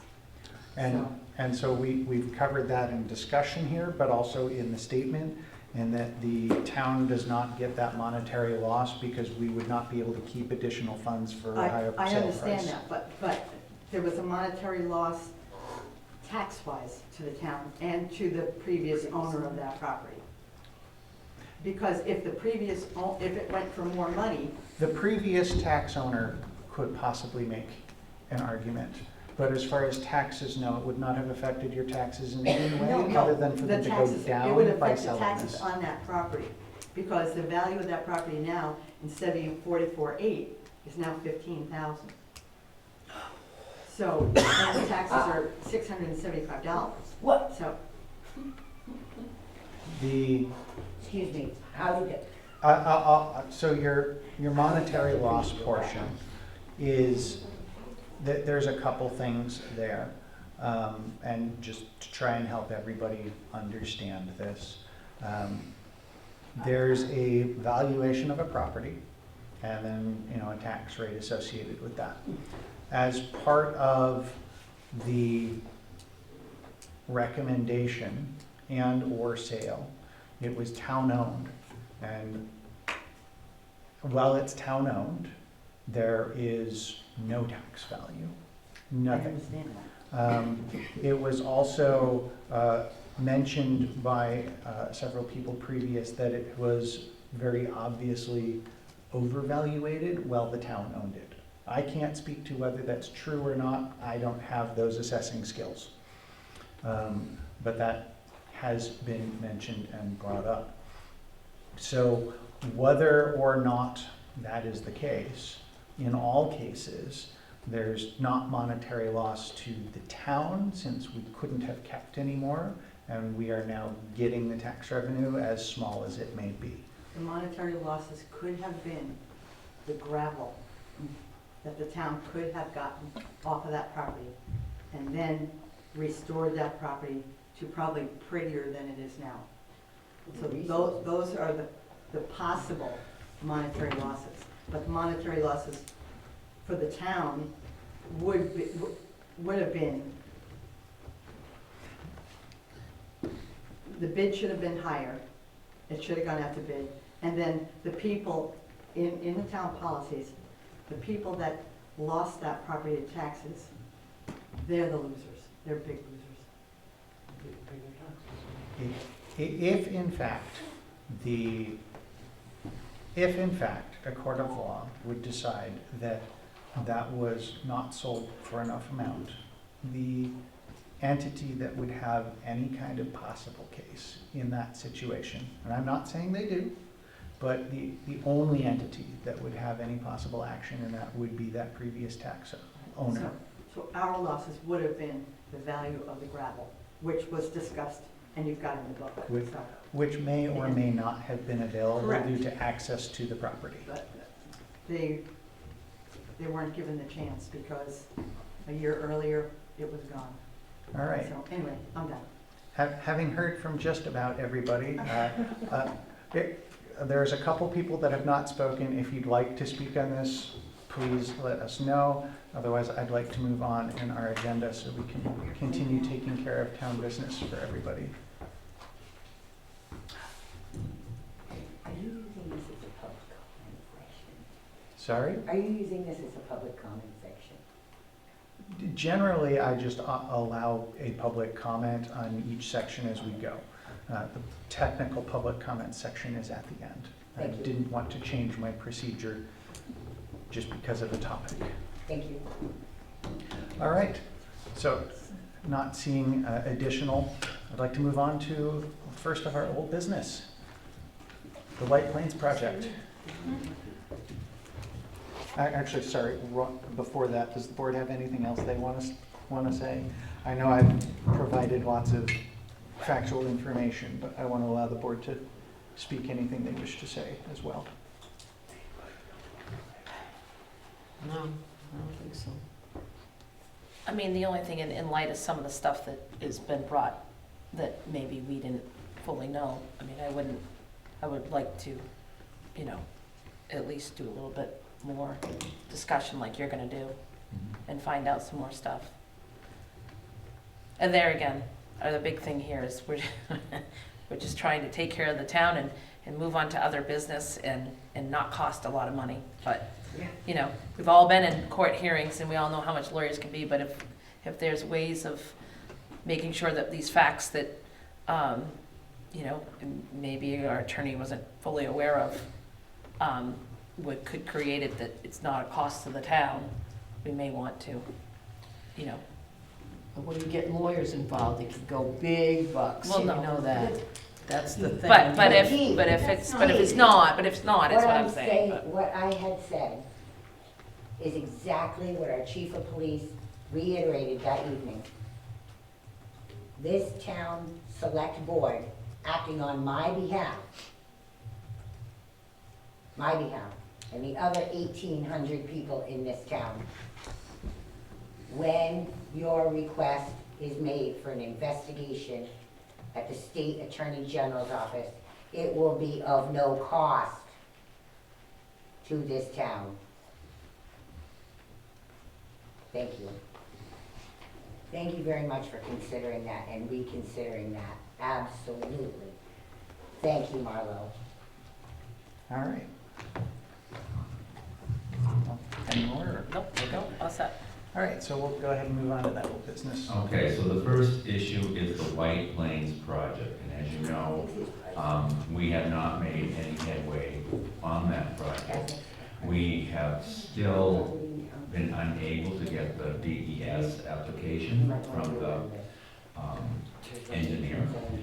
And we've come to a point that we have to make a decision of how to proceed. I have spoken with 2 other entities, and I wished I had had that information with me tonight about what we can do to save this project. And also, depending on what they say, maybe we would need to renegotiate with the current engineer. I wish I knew more, but I don't at this time. I'm gonna grab you the other mic because it sounds like that one's losing battery. Oh, we can have mine. That's because, shit, Dana. Oh, okay. Was I cutting in and out? Yeah. Oh, okay. Maybe that's how I talk. So I think that I will be, once I have what the other entities that we're going to meet with, the road agent and I will be talking with them. We'll be back to you to see if we can follow up with this. All right. So do you think, just talking with some other, you know, people that we work with that I know that works with DES, I know you said you're gonna talk to, you know, one of the producers of it, Mitchie Corp, about what they might be able to do and if they can do anything to help with the plans, but, and I know we're waiting to hear back from the engineer, from the Yes. okay, so, and I know a lot of these guys are like right out straight. I mean, do you think at any point, I mean, should we contact a couple of other people to see if that's even something they could, I mean, right now the schedule would be next spring, no question. At So best, this yeah. would be the time to say, hey, you know, here's where we're at. I think the biggest problem is knowing exactly where we're at, because we just get limited information and then you get DS out there and they're going, well, we don't really like what she's produced and she wants to get paid for something she hasn't even done, per se. You know, and that's kind of a little bit of a scary spot to be in as a town, because, you know, we're not engineers, you know. I agree with you, we don't Yeah. know where we're at. No, yeah, And also, I hate to throw the baby out with the bathwater. right, You know, yeah, yeah, you know, we may have some work that's been done that I'd hate to have to repeat. well, absolutely, And absolutely, so I think by meeting with these other 2 professionals, yeah, I think we'll have a better idea. I was at a meeting with DES and the former engineer, and there were several changes they wanted to make to this plan. And I don't know was it what just that things that, why did entails. she not know what they would want?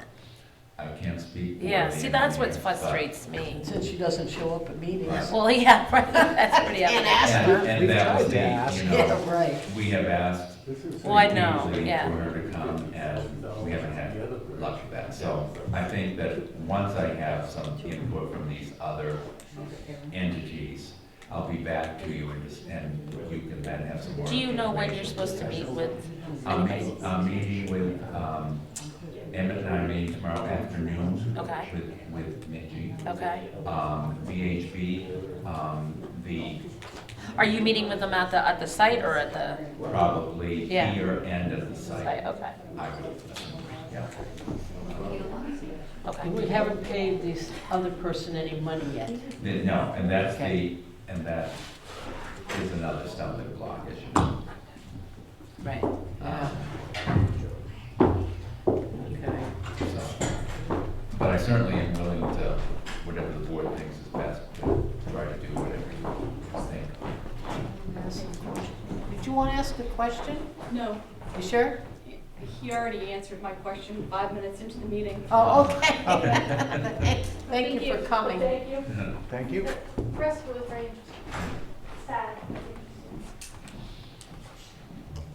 So I will pursue that and Perfect. let you know. Oh, yeah. All right. Any comments on that? Yes. 2 years ago, when she spent $250,000-300,000 on that bridge that went down the river, I said we needed to get rid of that engineer. I mentioned it 3 months ago, you need to get rid of that engineer.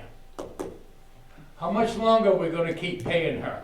We haven't We paid her haven't anything. paid her We haven't anything paid her. yet. Thank God. Not a dime. And not just that, How much money have we lost well, that could be a by whole keeping other. her and that bridge ain't done? Yeah, no That kidding. could be. Okay, She needs to be fired. we need to get rid of her today. Let's get another engineer on board. Well, thank you for sharing your opinion.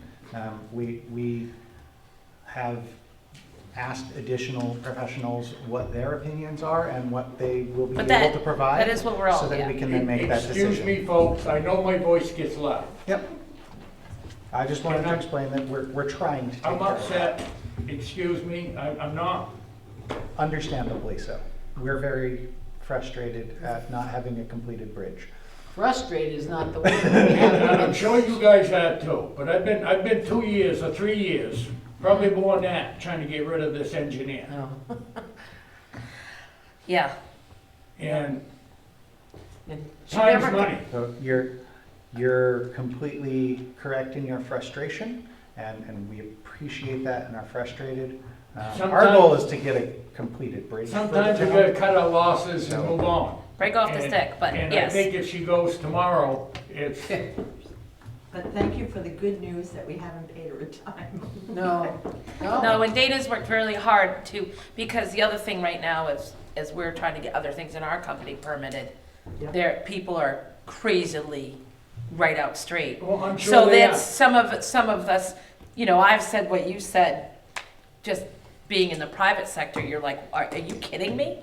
So, long story short, that's when we went to her and we said, you know, she had this meeting lined up with the DES, then they come and she wanted us to do this and that, and like you said, no money has been spent. I know. We asked, so anyways, But long we've been story hearing short. this for what, 5 years Well, on this bridge? Well, apparently you have, because I know. 6. 6, right. So we're ready to stop the bleed. So- We just want to make sure, we're trying to do a little due diligence to make sure we're doing the right We thing. don't want to rip the bandage off and leave it wide Right. open with nothing that we can replace it with. Right. We want to have a solution for whatever Exactly. is going to happen. And we've also asked for meetings, I don't know how many times, on Zoom, everything. Never got, she never showed up. So if I was you folks, I'd say bye-bye tomorrow That's- and get somebody else on board, no matter how long it takes to get somebody else. 'Cause Right.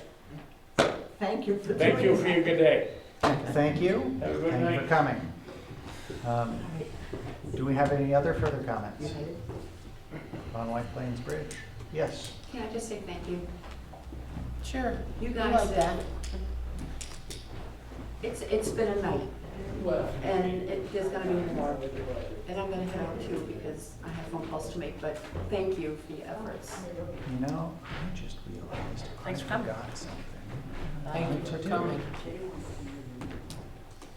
Forgot something. Yes, You never I forget actually, anything. I forgot the announcement. And it's actually a fairly important announcement.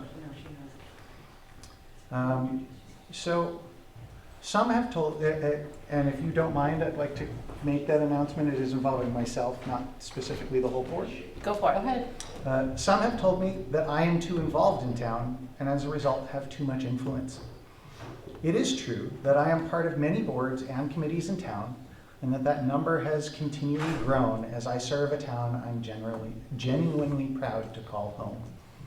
While I've done my best to listen and offer opinions and middle grounds after research, this perception is one that I believe is worth listening to, since I am not here to control, but to serve. As such, specifically to amplify others' voices, discussions, and opinions directing our town's future, and to fully respect all of those, I am resigning from my position as ex officio planning board alternate, effective immediately. I will not be attending future planning board meetings unless requested by the chair or a public hearing is occurring. And this, to provide some additional back history to this, while people may guess who, or have their guesses as to who these people would be, it is more than one person, and it is not who any of you would have expected. And I believe that it just makes the most sense because we should get as much involvement from as many people and as many voices in town as possible. Democracy, especially in a small town, only works when people are involved. Well, that's true. As such, I do want to clarify two things. This was defined as an optional position in the planning board rules of procedure. It was held by Marlo until she became the full ex officio planning board member, and I had stepped back to that alternate position. So my vacated position does not require being filled by the board. And then a general announcement for the planning board, though they didn't request it. The planning board does have room for several alternate members from amongst the citizens of Webster, who get to participate in all of the discussions, such as about our regulations, ordinances, and site plans. So if you're interested in shaping the future of Webster in this way, please attend a planning board meeting and discuss your interest with the members and the chair following any meeting. While the full schedule is posted on the website for their meetings, their next meeting will be this Thursday, the 21st, at 6:30 in this hall, and will also be the next public hearing on the proposed wetlands ordinance. Thank you. So, that being covered, and I don't know how I managed to forget that in my opening announcements. The next of our old business. That's you. Which is the Tell you fee about the schedule update. So as we had talked and discussed earlier in the year, we wanted to look at the fee schedule because it had been some time. And I was awaiting feedback from the planning board and the zoning board, or just the planning board primarily, for this feedback. And I've received it, and they have stated that they would like to up their site plan evaluation to accommodate for our new zoning enforcement officer, to include an inspection after an application was approved, just to go back and see and make sure they followed the recommendations or the procedures that they had set forth in the site review approval. The other part was the inspection fees, is that we wanted to look at to make sure we were able to fully cover Tom Bay in his new position as the code enforcement officer. So it is still too early to really guess how much that's going to cost because there isn't much data in. But I am suggesting upping the inspection fees by $10 to account for those inspections that he may be going on. And that's obviously up to the board. That would just be a suggestion. And the other part. How much was it again? $10. It's $75. Well, there's a various set of fees, but I'm suggesting we up all of them by just a flat $10 to account for the code enforcement aspect of the position. And also, now that he is an employee of the town, even though it's as an as-piece work, that means he would get potentially raises in the future, and this would also account for that. But that's, again, What's that's, a normal, what is normal in other towns, you know? so I do have a list of fee schedules from other towns if you want to review it. And once again, that's a little different for us, because the way it is in his contract is we pay him hourly, and part of that is on his way to the site. So for example, in the town he works for, Warner, it's cheaper to get an inspection because he doesn't have to drive all the way from Warner to Webster to do that inspection. So that's part of the fees, and my goal here is to just break even. I want to make sure I break even on these inspections so that it's not a charge to the taxpayer and the position pays for itself, basically. And we don't use any of that, the $5,000 impact fee. This is not the impact. This is No, not that wait a separate. minute, so I don't know if I'm asking that right, I'm sorry. I'm just wondering, for example, when you buy a lot, right, you have, but I suppose that doesn't have to do with if you buy, So when you build a lot, yeah, you pay an impact fee once you have your certificate of occupancy. Yeah. And that has nothing to do with this. okay, Correct. okay. 'Cause those We don't use fees- any of that fees, No. any of that So money. What those- I was trying to say, we don't use any of that money for any of these fees. Right. Those would be covered, say, in a building permit fee, which is the next thing I'm going to discuss. Because as reviewing the building permit fees, the minimum house size in Webster is 800 feet. And that, with our current fee schedule, doesn't cause us to break even on our inspection costs. Based on the data I have for averages, we would need to get approximately 1,300 square feet to break even. So I did some calculations to try to figure out a way to make it so that it's more cost efficient for the town to make sure our costs are covered, especially with things, people moving towards getting smaller homes, or maybe the potential in the future for tiny homes. A way to not up our fees, but make sure our base costs are covered. And one of the ways I looked into some other towns is that they have a set base amount plus a square footage amount. And I am suggesting we move in that direction and say I have the map here. I was looking at 3 options, and I think the best one is potentially going down from 25 cents a square foot to going to 15 cents a square foot with a fee of $200. And that would cause us, on our minimum lot size of 800 feet, to only be minus $3.37. And now, of course, this is based on averages, so Tom's inspections wouldn't take as long for a smaller house. So I think with that level, we would break even on those permits with the inspections. But that, of course, is up to the board. So what is the next step? Is the next step to have the board review these Right. figures? Review the and figures then- and schedule a public hearing. And then they're gonna schedule a public hearing. And adopt it. Okay. And they have copies of all that. Right, and I can get you copies of the map if you would like to see it, and the fee schedules from other Yes, towns. I would give them as much as you can. Yeah,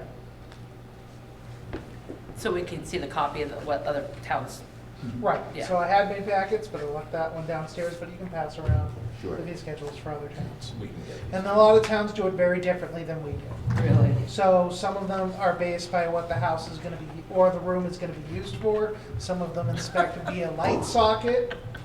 So I know Salem, the community I came from previously, every light socket in the house had its own fee attached to it. We don't want to be saying, Some, okay? some do it by number of feet of piping in your wall. Correct. Really? It- Oh my there- God. It can get If you pretty- can imagine a way to charge for it, it's out there Wow. as the basis. And then Right. I have, Well, I mean, I would just want to do the towns around us. this is what I would- basically an Excel This is spreadsheet towns around us. that I can work if you want the Excel spreadsheet. This is where I was doing the math. Jeez. Who's it? I can't get it to easily fit on one page, I'm sorry, but it's just the basic figures. Oh, this is And I the went thing. through and saw our average costs. It looked to me like the fees went down. Okay, this is like testing if you can see. Yeah. My arm is not long enough for us. Right. So I'm just trying to do my best to make sure, like I said, You're we covering break our even. cost, yeah, sure. The one thing, I mean, I'm just thinking ahead, the way prices are going up. Could maybe something like 20 cents a square foot, would that be? Well, that's what I was, when I did the math, it was like 15 or 20. I have 3 options on the side. Oh, okay, I okay. kind of, but one of the things I was looking into is I wanted to make sure smaller houses were covered, Yeah, but I didn't want to increase the cost on larger houses. Does that make sense? Because larger houses, they would be covered in the inspection fee based on the cents per square foot that we already had. Because anything over 1,300 You square feet almost would want be it covered. like But I don't want theirs to a go minimum too high. fee, just like if you're Right. moving Right. something, a piece of equipment, and you're going from here to just over there's a minimum. But if I'm going from here over to 3 towns over, then now the per hour rate hits and reflects. That's what Right. you're trying to, And that's right? kind of what it was in the fee schedules for other towns, as you can see, forget which one that did it, but they have a base set fee for the inspection plus the square footage. So they'll count for that additional time if the inspector will likely have to take longer in the site, Right. but still cover that. Because base you gotta get them cost. there. You Just gotta get them to them the there. spot, it's like anything. Okay, is this, not that I don't, I just was curious funny how differently they do everything. Yeah. Ours is very Who gets to simple. fill this Simple, out? keep, I like the KISS version, keep it simple, Yeah. stupid. Right. That's my thing. And that's why we don't, or at least my opinion is, we don't want this giant form of like, tell us how many light sockets. Yeah, how many no, that'd be electrical crazy. outlets, how much plumbing, No, that's which nuts. rooms, Yeah. how many boards are in the house. Yeah, and then what happens if they add on, then you gotta redo this whole thing again, or they don't do that anymore? Well, this is only for building inspection, and we don't, some towns have that sort of thing for everything. But we only have for your initial residential build. Yeah, but when you're, let's do it easy. KISS is a So- great idea. So that's why we just, at current, we just do flat out per square foot done.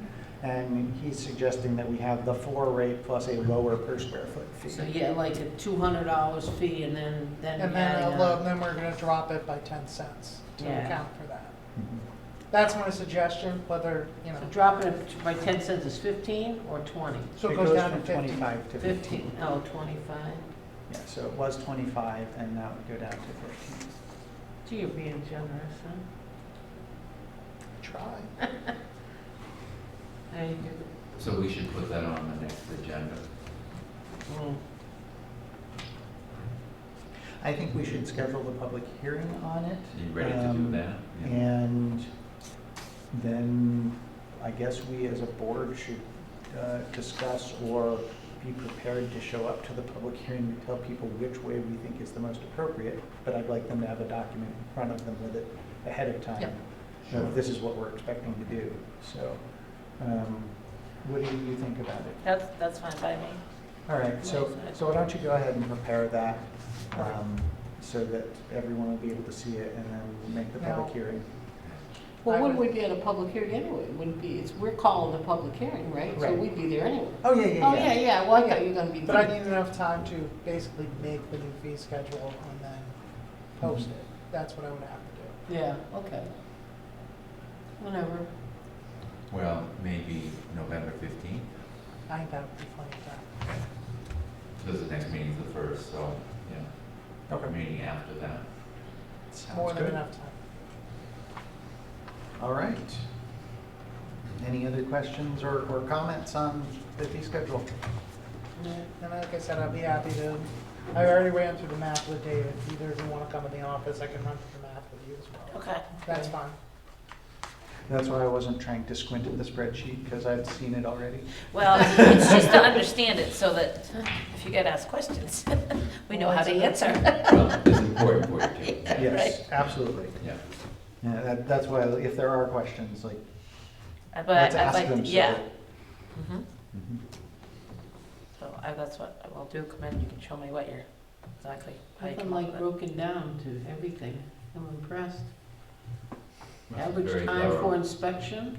Mhm. Well, I had to go by the reports that I've received over the, Oh, they last write 2 it all years. down like that? well, they had stuff that I could go off of, so he writes down when he fills his hours. So I averaged out the inspections Oh, and how wow. many hours each inspection took, and then placed that into the spreadsheet. Ah, Because I want to make sure it's as factually based as I can get it, but there was a limited amount of data, and the fee schedule I'm assuming will be updated in the future at some point, and it'll be based on the newer data that we receive as we are ongoing. Mhm. but you think that's not gonna be for November 15th? No, Meaning? this is years worth of data, Oh, so okay. I Oh, only have okay. maybe a year and a half to go off of that's why So in another few years. I need Yeah. another Yeah, few years okay. to Code enforcement yeah, officer for a before it while. becomes more exact. Okay, all right, I got you. I got you. Do you need this back, Russ? No, I got copies in my office. Any further comments or questions there? All right. So let's move on to the new business. Fiscal year 2022 town hall budget. Boy, this is riveting stuff, and I know you're really going to enjoy it. Michelle is here to present hers, and I know she'd want to sit through mine, but why don't you go first, Michelle? Because I still have to go back to. Yeah. Oh, excuses, excuses. Well, I see you walked in here right at the right time. Well, I was kind of late. I was supposed to be at 8, but I still had a customer. Oh, don't worry, we were busy. Oh, that's right, I meant to, oh, yes. So I should, I was just a register. I've given you in your packet Michelle's proposed budget, and it is also on the SharePoint.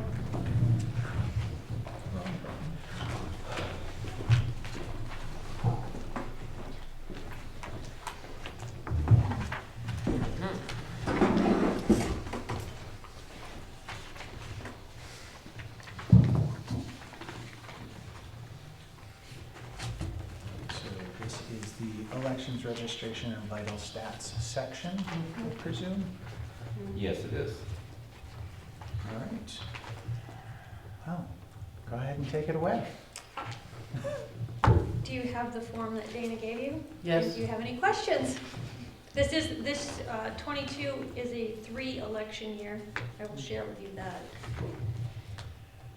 So you're recommending an increase in the deputy clerk's wages? Yes, so it's, I did it for some additional hours and as well as increasing the hourly rate to $19 an hour. Okay. What additional hours, I'm sorry to stop me, but what additional hours are you thinking would be appropriate? Well, when I was talking to Judy just now, I put in for extra hours. I had done, last year I had done 5 hours at 45 weeks. I upped that to 50 weeks, so that's just only 5 extra hours. One of my concerns, Michelle, is that I'm not sure if Judy has enough hours to get her up to speed on Well, your I have office. 2 more options Okay. that we were just talking about. So,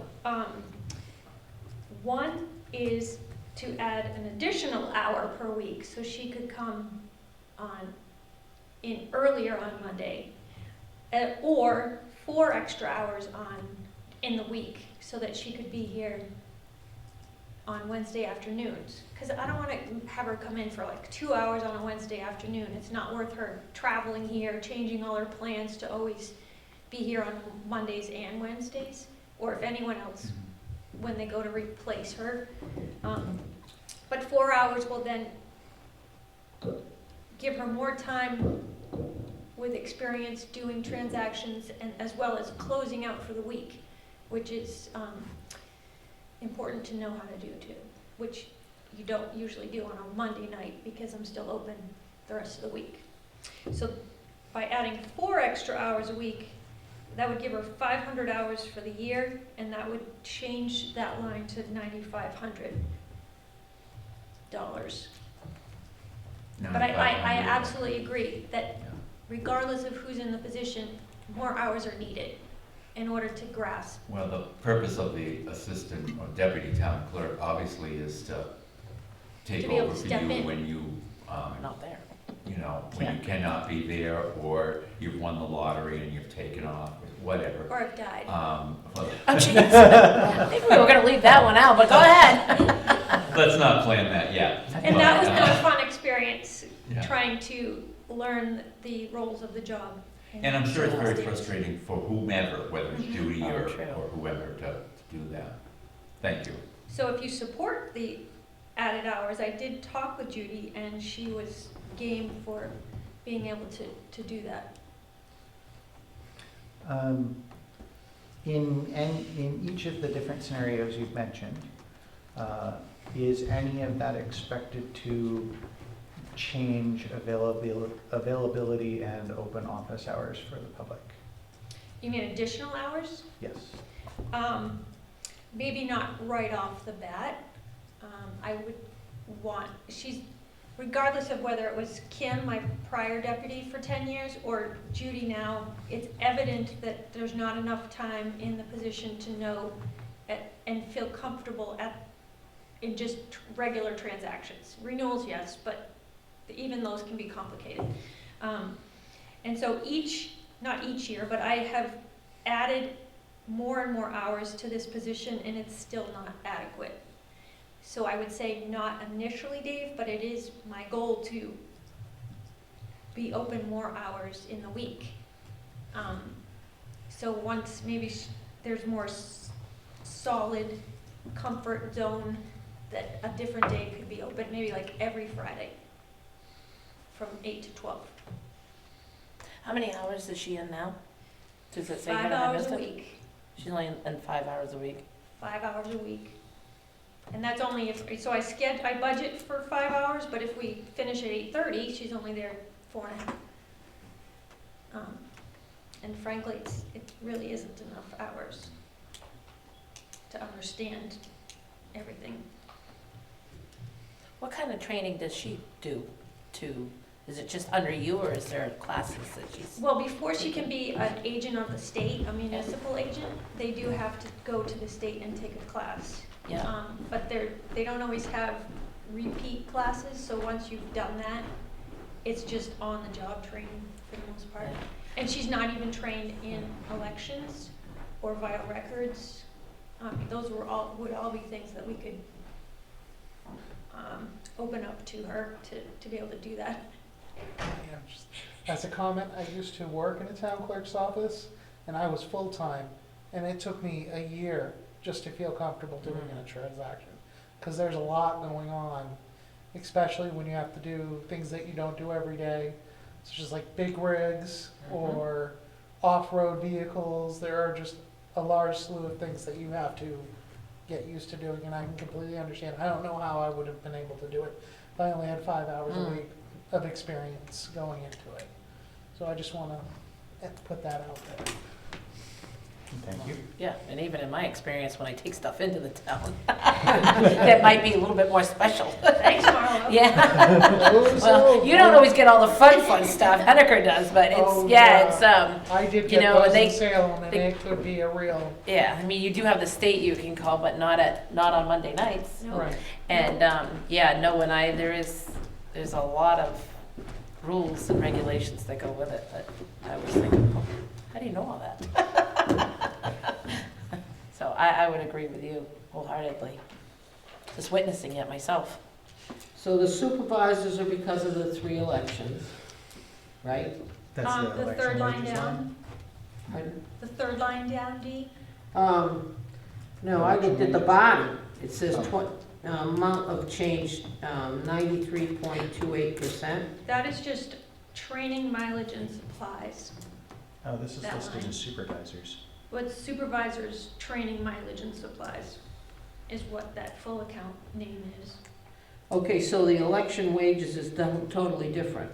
Election wages is all lumped into one now. They have the ballot clerks, the town clerk, and the supervisors are all in one account number. And I had no input in that. Yeah. That was a few years ago. When they took the moderator out of that line, out of my budget. And so that increase in the budget is because of the election cycle we're in, correct? The 3 elections, yep, and I have a breakdown of their, so it's the elections, it's the sessions required before the elections, work sessions, is what she gave me. You have 3 next year, and you had how many this year? 1? 1. Yeah. But this year was the purge as well, so and that is more Oh, the okay. unofficial name Yep. of the purge, but it was the the verification of the checklist. That sounds a little So there classier. was, yeah. So In-house it's not check. really representative of one election. Not this year, Because no. of the And that's extra why time. there's still some monies left in that line, because they weren't sure how many work sessions they were gonna need, but Sarah did share that they still have some planned before the end of the year. So that money's, isn't fully spent yet. And the elected wages portion here, is this only accounting for an hours change, or is this also accounting for a change, an increase in the stipend amount per hour that they're getting? Nope, still $15 an hour, Okay. no change in that.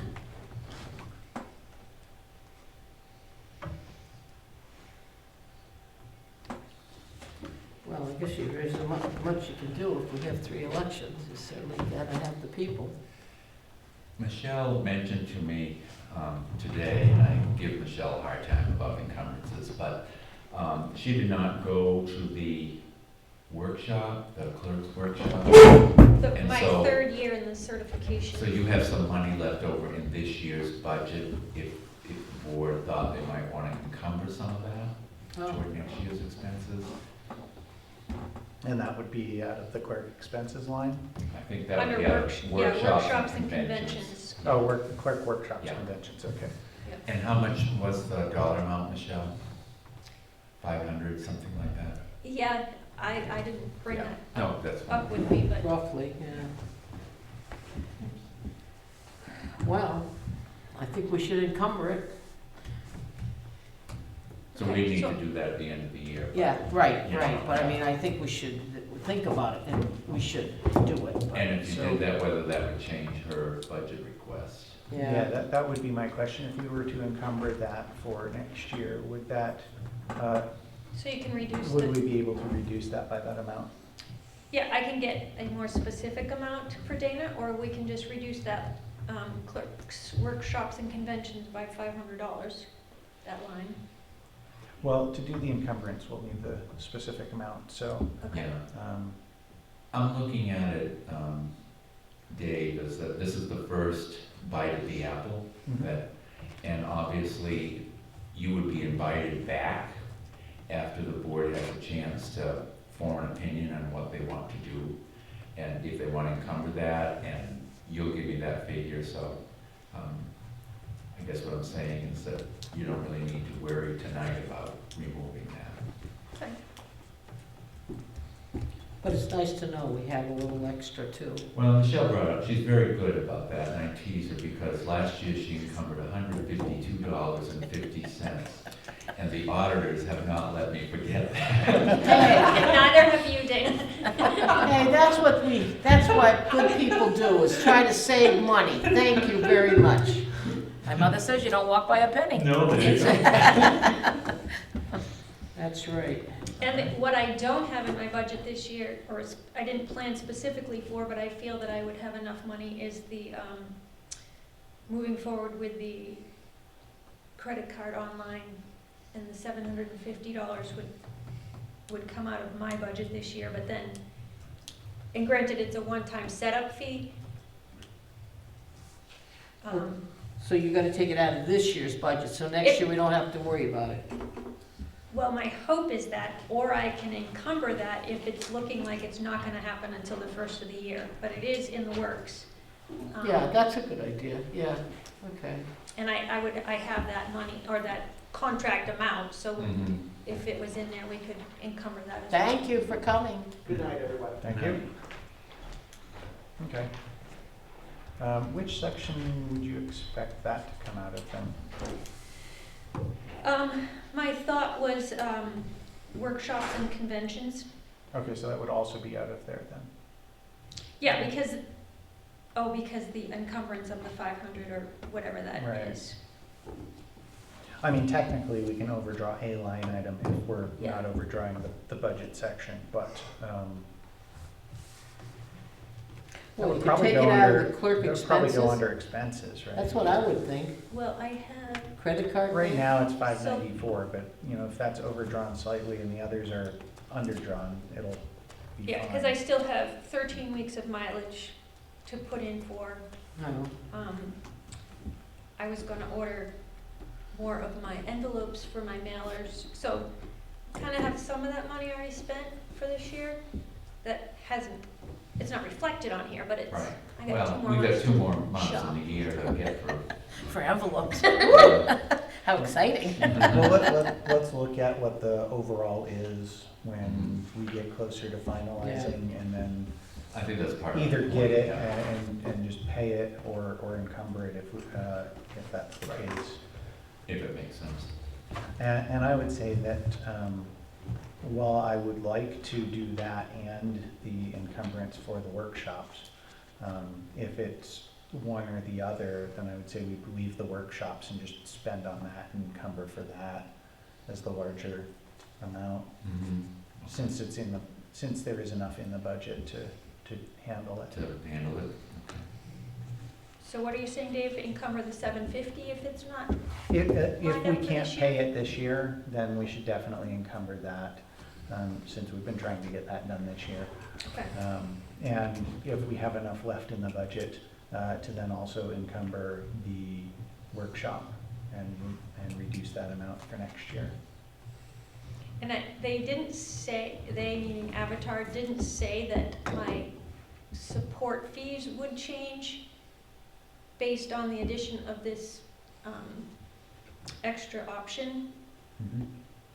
So I don't know if that's gonna, Is this, you're talking about the one-time setup fee? the without 750 credit is the card? one-time That's- setup fee. okay. But then But wasn't there annually, a charge per month?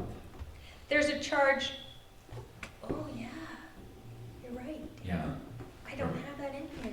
okay, so you'd need to, Yeah, Yeah, it's yeah. $90 a month. They went down $10 for me. Oh, that's very generous. Yes.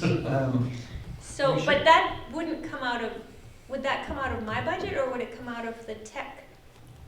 Well, So I was just about to suggest that we should probably put that into the software subscription. I would think that would be an appropriate spot for it, but So- I need to make sure I budget for it. Yeah, and if I introduce the credit card machines in my office, I had that, it figured into expenses. Okay, all right. I just wanted to understand where the. But yeah, the tech, the invoice cloud piece should come out of the, whatever you just said, the Software subscriptions, yeah. And is that where the Avatar support Yes, fee comes from as yes. well? Yes, it does. Because that used to originally be in my budget too. Did it It's used to be in getting your thinned budget? out, I'm liking this. Yeah, yeah. Like, it's I nice spoke to with keep taking your Avatar stuff. today to get figures, but they're not ready yet, but, Okay. yeah. As a silly thought, just because I like to try and make things not extremely variable, we obviously know that, in various types of election years, there's going to be dramatic differences for election wages and requirements of town moderator and so on and so forth. Is there a way that we could set up a fund that we're putting X amount in every year, and then rather than dramatic swings in budget, it would stay? Well, you'd be talking about a capital, Yeah, like a CRF or an through the ETF or trustees, something like that. well, sure, you could put a warrant article, see if the town would want to do that, and how much you want to put aside for that. Just like we do with many other things. Mhm. What does the board think of that idea? Rather than, a fluctuation of 93% in one section and 46 in another, just because of what election year it is. Mhm. I don't know if the change in the cost really makes a huge difference in your You're saying bottom line. the money part of it. Yeah, Yes, I mean, 93% is shocking, but then when you look and see, Yeah, it's oh, still it's a under few $500. hundred bucks. Yeah, For example, in 2020, you had how many elections? For, And you had, the budget was, what, 8,200? yep. and then we got a lot of that back in grant money. So, I mean, But yeah, it was about a $5,000. I'm not belittling money, but $3,000 at the end of the day isn't a lot of money. Well, so it was a $5,000 swing from 2020 to 2021, and then Right. from 2021 to this proposed would be another 2,000. So I'm just thinking, trying to make it easier so we don't have to think about this every year. Yeah. In the same Well, the only manner. thing, I think that people will understand it because of the election thing. And I like the KISS thing, keep it simple, stupid, you know? So, I mean, if we have another capital reserve, that's just another thing, and people would fight that maybe more than if, okay, it's an election, we need to hire people more, and Okay, so. fair. Yeah. Sorry, Dave. Well, that's fine. So, Just from a finance perspective, you like things to be yeah, known, right, solid, exactly. and stable, and not- Right, exactly. But people do understand when we have That's more true. elections, so that's something, Right. you know, It's all- easy to understand. You have to do Yep. it. Yeah. Right. All right. Anything else? Not elections, registration, and vital records. But I have another budget question. Yes. The Historical Society would like to ask the board if they would support another warrant article for $5,000 towards the Historical Society, without them having to do a petitioned warrant article. So if the board would just put it on the warrant and support it without having to have a petitioned article be submitted. Can I ask what it's for? It's for the painting. Because they just, what do they make, about 20 grand for something? And then And they they just need, got the L-chip stuff too. so that's what I'm really kind of, you know, They celebrated getting the L-chip. yeah, Good. yeah, they made But some I mean, pretty good I think money. it's like a matching grant. I'm not super informed on the money, the specific monies piece of it. I was just, Bring us more information, Task. maybe. Okay. That's what I'd like, because they just wanted to know if they had to get working on the petitioned article now, or if it could just be put on the warrant, so I can, You know, I would recommend keeping in mind that the board may not put it on. If you can get them to put it on, by bringing them information. You Okay. know, the two ways to get things on the warrant, as you well know, is the board or by petition. so you just want more finance information? Yeah. Well, I think, you know, for years, the Historical Society was very good at not giving us any information.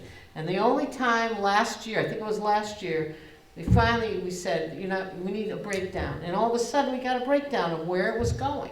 Well, I Because understand technically, it's not a town group of thing. people, correct. And so it's nice to have a breakdown instead of just handing money over and, oh yeah, where'd it go? I don't know.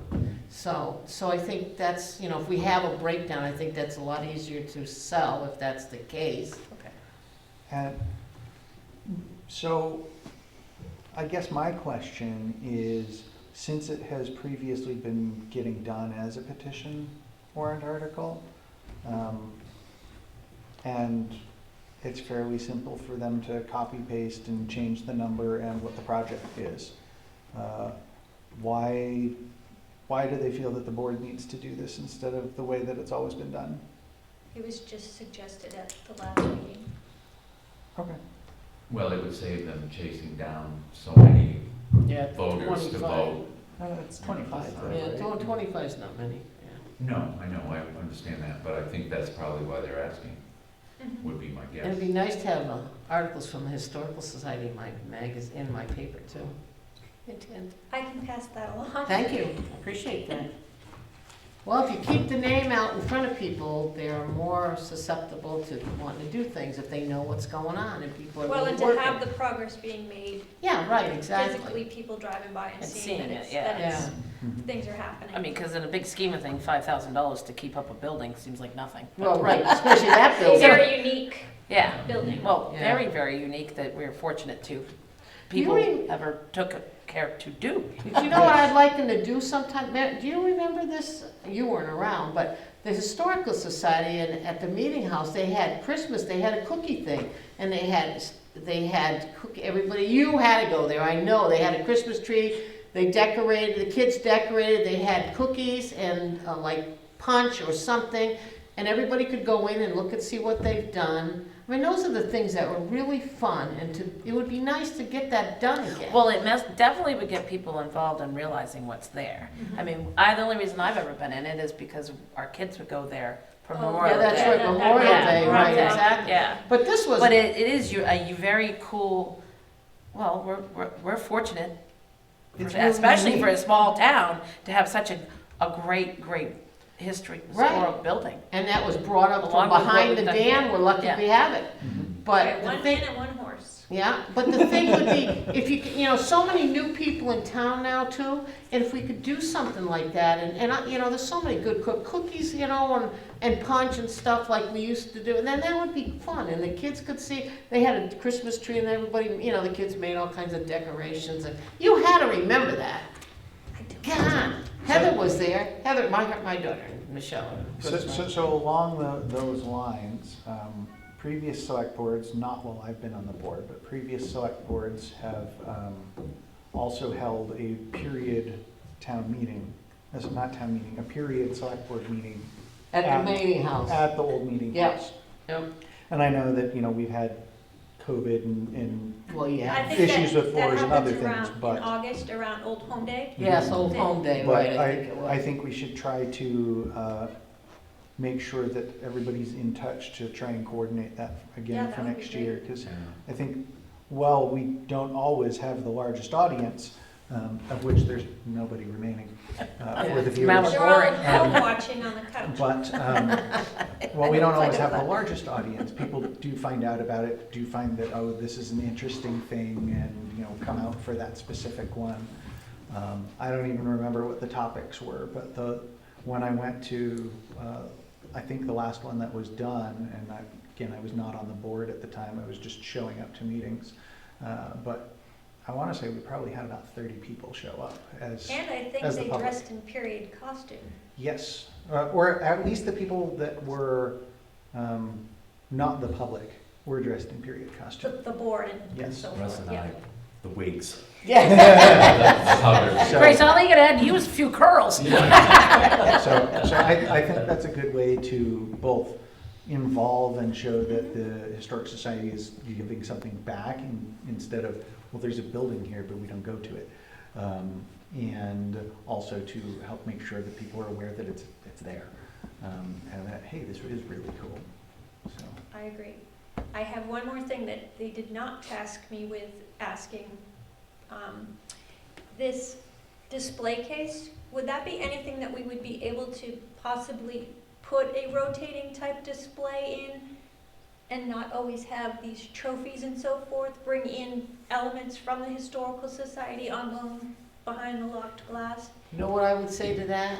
Leave that alone and let's get a new display case and put it up and have it for just a historical society, because I think people might get mad about, you know, moving Well, that, it doesn't it might have to be get lost. removed forever. But- It just could be, No, I mean, but why don't we put another display case up? We can have the high school, sometimes the high school kids do things, as one of their woodworking projects and stuff. Maybe that's where that came from, I have no idea. But it would be nice to, we have another wall right there, would be great, I think that's a great idea, but I think we should get another display case and, you okay, know. that's money. Well, that's money, My but, you idea know. was no money. We can raise some money or have the kids do it as a project. So, and then they can donate it to this, you know. So it can't be that kind of much money, I don't think. Do you know how much a 2x4 is these days? Well, today, yeah, I know, I'm getting a metal roof in. It's gonna change. Yeah, things right, it's not gonna be like this forever. I like the concept of being able to rotate something in from the Historic Society. Exactly where or what form that takes, that's going to be a good question for going forward. Do we actually, because I know we've got several displays in this room, you know, some things hung up, some things are plaques, some things are display cases. Do we actually have anything set that says what should be in any of these, or how long things are supposed to be kept on display? I've never or- seen anything, No. and I have to tell you, I haven't really follow it up too much And do with you happen to what's know any here. of that, being probably the longest person here for historic No, the only data? thing I know is that picture of unknown value, but it was told that it was valuable, the Tasha Tudor portrait is down in the vault. That's the only thing that I know of that Right, and that, right. was of I don't, value. and, But it's in the you know, vault. I understand it's in the vault, but how can people see it in the vault? Well, that's what I was just thinking, whatever. Wendy would have more of a, knowledge on that as far as, because I thought it was just waiting to be appraised, and it was suggested it be removed so that it wasn't stolen from the town hall. Yeah, I mean, I'm just thinking on museums and the Museum of Fine Arts and things like that. You don't go into a closet to see stuff. Yeah. They have a little better security system than. And I know, I'm just. But I don't know its value. It was just said that it was, It's Could probably be. valuable, local artists and things like and that. she didn't do portraits that I often. understand she didn't do many of those. I'll ask Wendy about that, but I think that would be a good thing to have someplace so Come that back. people can see it. Yeah. Maybe not up here, because we're not there, but downstairs, Okay. someplace. When we redo the hallway, we can find a place to Yeah. put it behind glass or something. Yeah, I don't know if I really want Mr. Garish in my office, but He might The just be hallway a is spook. good. But that's a good thought, but we should do a lot, like the Historical Society's got a lot of stuff up there too. and there are a lot of things here that really are pretty interesting, and we haven't done much with them. My mother-in-law painted that picture right there. And I have a little tag someplace that has her name in a little gold.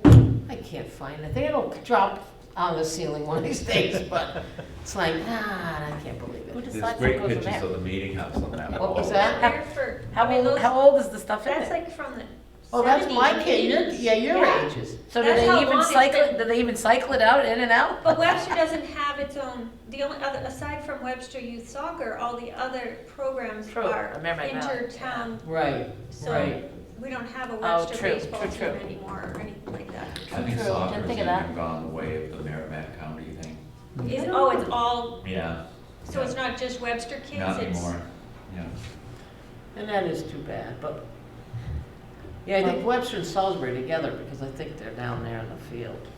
But still, I would leave all those trophies and things in there. We'll put another one up. We'll put another matching on this side. Well, maybe you can just get Huh? cleaned up a little bit, that tipped over. Yeah, well, that I would would be- want a locking case though. Oh, I It's think- not a yeah. locking case? No, I would not want to, I think the. Oh, She would oh, do yeah, that. oh, see, I Society thought would that want- was a locking Well, case. that one might be. I think she's This one talking about is. if A if new you one. wanted a new one Yeah. for the historic Yeah. stuff, she'd want it to be Oh, locked. That yeah, one of is- course, That one is a of locked course. one, we have the keys for that So. downstairs. Mhm. And My then God. I'll go right in with my employee art display. We'll bring in our own art There you go. display. Mine are with glass and display too. All right.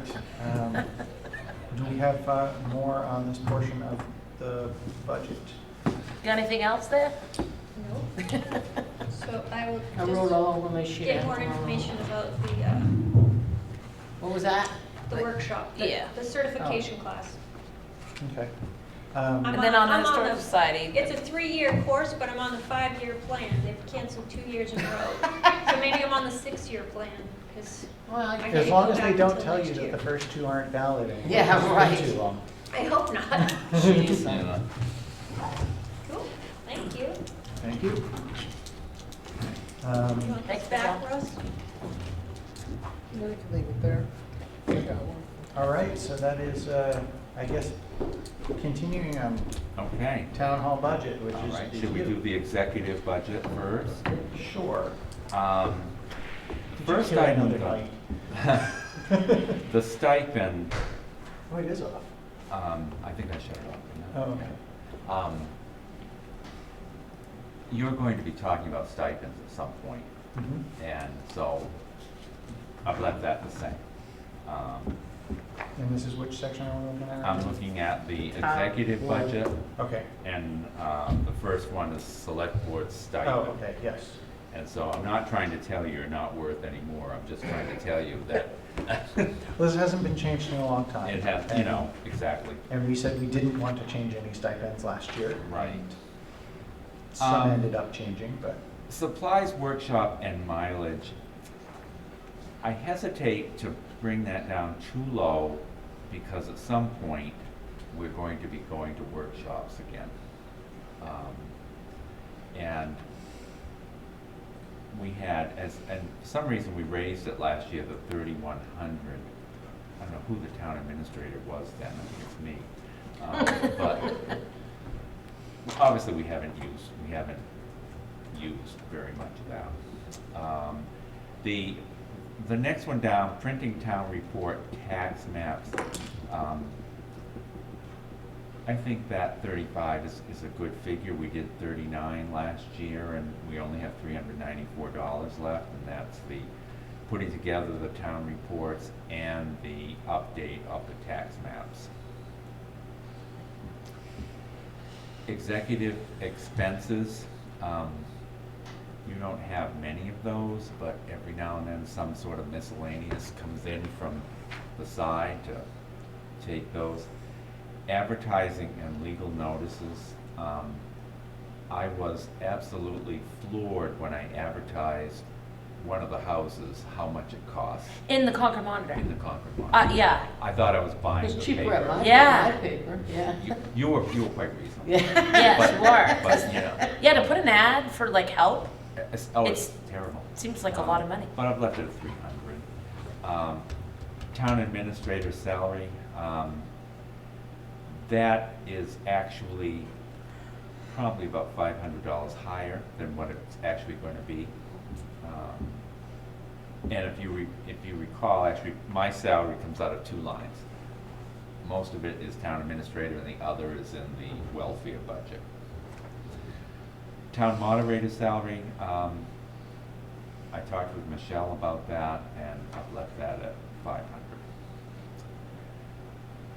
Although I'm questioning whether, since there's more elections, whether that's Well, it looks like realistic. But I only If- spent yeah. 160, yeah, that's why. So it looks like we could do two more at, That's what I thought, yeah.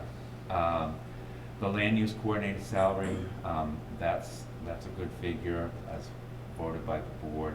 Recording secretary, this has one more year there, and then it will drop off, because we didn't budget last year for it, because Russ does that, and we don't need to budget this year, because Russ does that. Oh, goody.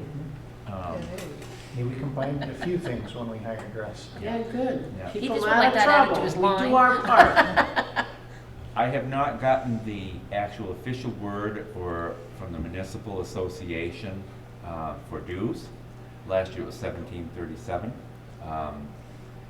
And as you said, we knew what the figure was when we budgeted last year. So when I do know, and that figure should be coming anytime, I will make it match. Contracted technology services and software subscriptions. I put 25,000 there. There's two things with that. I'm kind of puzzled with what the differences are between those. And I think I've decided software subscriptions are things like Avatar, AccuFund, things like that. I am sitting down with our IT people to come up with pricing for next year, and what we should plan. And so those figures probably will change once I have better figures. Technology equipment, we put 1,000 last year. We only spent 473. I put it to 1,500 thinking, what happens if one of our computers dies? And Dave, you know better than I do what a computer would set us back. Well, the thing I would say about that is then we have the ETFs or CRF, whichever one it is for that, because we've got a We do have the technology technology fund. fund, yeah, okay. Yeah, All right, And so, so I don't think this needs to be up as an in-case item, because I think we put in here what we want to use for a budget, and the in-case item is what goes into or comes out of the okay, other so fund. are you saying that maybe we can change that back to 1,000? I would assume so. Okay. Because both if you were to have a computer fail and need to replace it, for example, whatever the cost happens to be, we actually have two different funds that I believe that could come out of, which I actually want to discuss combining, but the technology fund and also the what is it, town hall equipment fund? Yeah.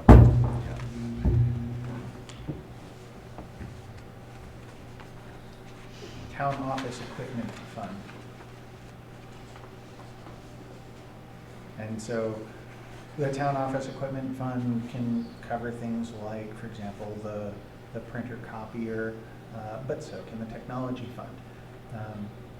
The one thing that's really different, that, for example, the town office equipment can cover that, say, the technology fund can't, would be, for example, if we needed a new desk, or, that kind of thing. Town office equipment, CRF can cover that, whereas the technology fund ETF can't. But I think we should probably, I know the technology fund was fairly new, but I think we should probably combine that into the town office equipment and make it all the same thing in the future. I mean, we do currently have funds sitting in both, but we will also be looking at funding those. So I think that's the more appropriate way to do it than adding additional to the budget that we're not expecting to use. I would agree. So, that budget then is down, by, I guess with that $500 change, about 20, what would that be? It's about 3,200, 3,245. Yeah, And- and that's 2.35%. Yeah, and that is the reduction from 35,000 in contracted technology service to my suggested 25, which again may change when I come back to you for a second bite at the apple. Well, we're definitely gonna, so contracted technology services will definitely be significantly lower, because of the dramatic price difference between Mainstay and Computech. That is what really accounted for us not spending that as much as we normally would. Financial administration. The financial administrator, I had figured her for $1 raise in there, and again, that's just to hold the place. Wendy is supposed to work 15 hours a week. That's it? And I find that sometimes I use her more than that. And it's worked out well with the budget, but I think I figured this on 15 hours a week at $29 an hour. So you're talking about $1 raise, not an increase in amount of time. Yes. Okay, and $1 raise is roughly, so She's without at 28 an hour now, and so that would be 29 an hour, Okay, and Does so she you, get any other benefits? and she does not. That's a big savings right there. Oh, God, yeah. Yes. and so according to what you put here, then that's a 12% raise then. Mhm. It's a rather hefty raise, and I'm not saying, obviously, she would love to have a $30 an hour. And I said to myself, I don't think I can sell that. What is she currently making? 28, 28, yeah, and so you put in 29. 29. So Bookkeeper, she does all is that the 15 hours, is that just for the finance? Does she do other things here? she does the accounts payable, Yeah, she does the payroll. right. Um, But that's not counted in that line? Or Yes, is it? that's. Oh, it is, it's all in that line. Yeah. All that time that is what, 15 hours is, she does all the accounts payable, yeah. payroll. And, you know, the other general bookkeeping that there is done, research. And again, I mean, sometimes she doesn't have time to do things, like anything else, and so then I do it. Our, The idea, I guess, a couple of years ago, to go to the automated payroll system was to cut down on the amount of time that the financial person was gonna be there. And that has, it's starting to work very nicely. Oh, good. Now that we're a little more used to it and we're caught up with the backlog and things like that. And I've complained about it nonstop because I had a terribly hard time learning every payroll. I was on the phone with them trying to get it to work. And Wendy's picked it up really well, so I'm glad. Wendy, again, I think it's important. She belonged to GFOA. There's lots of good stuff that comes out of that. Audit services, we might think about in the future of maybe putting audit services out to bid. I know we've had Blodzik since Hector God was a boy, as they say, but that might be something. I've increased it. This year, I just got a bill for $7,300, which will be added on to that $8,300. I increased it by $1,000. Payroll services, that's more or less the same as it was last year. Again, the stipend for the tax collector in here, that would be something the board would want to talk about, as well as the deputy. The association dues is the tax collector, $20 to the New Hampshire Tax Collectors Association. Training, Karen asked if she could keep the training in. She hasn't gone for training for really 2 years now because of the situation, but again, hopefully. The tax collector postage, this is not in the, we also have a general postage account, but this is really to mail out her lien notices and the bills. And she does not, she buys envelopes that are pre-stamped for the tax bills rather than put them through the postage meter. And it's easier for her. Is it cheaper for us? You get a discount on She gets a postage on the meter? discount, we do get a discount on the meter. Do you know what it is, Russ? Is it like 3 cents, I think, or 2 cents, 2 or 3 cents? I mean, it's not huge. But I also think she gets a little discount by buying so many of these envelopes as well. Oh, okay, she So, might, yeah. Treasurer stipend, we've left that, and deputy treasurer. And finally, office supplies. And I have been like Simon Legree when it comes to office supplies, even though I can't get over how expensive they are. The next, stop me if you want to stop me. I may have to go use the ladies' room. so Well, that I can't help you with.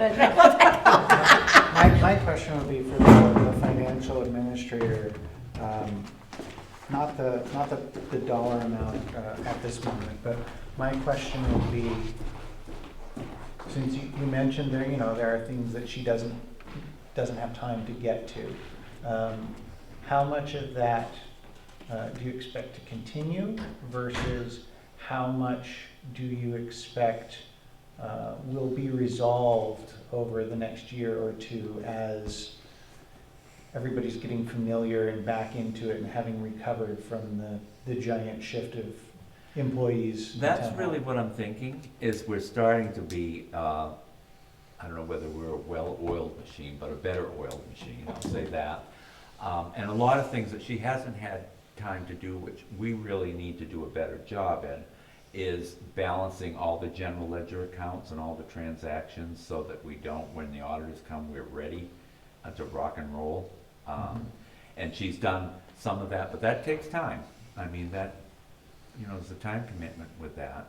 And that is kind of what I would like to do a better job at. Okay. And, well, since we're taking a moment, I'm gonna do the same thing. And I'll be right back. Will you prepare the next section? Okay.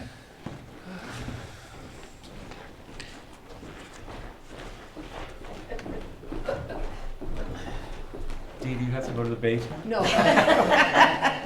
No, that's quite all right. Gosh, you think, oh, what time is it? How I much never more? drink enough, that's my problem. I'm really bad at drinking water. My Oh, kids I- will walk around with water all the, it's like, what a pain in the neck to be walking around with water. It's very important you're well hydrated. I know, and that's my problem. That's why you have yours. That's right, see? Yeah, everybody does but me, I know. It's just, wow, mountain lightning, is that, No, it's probably not good for you. Yeah.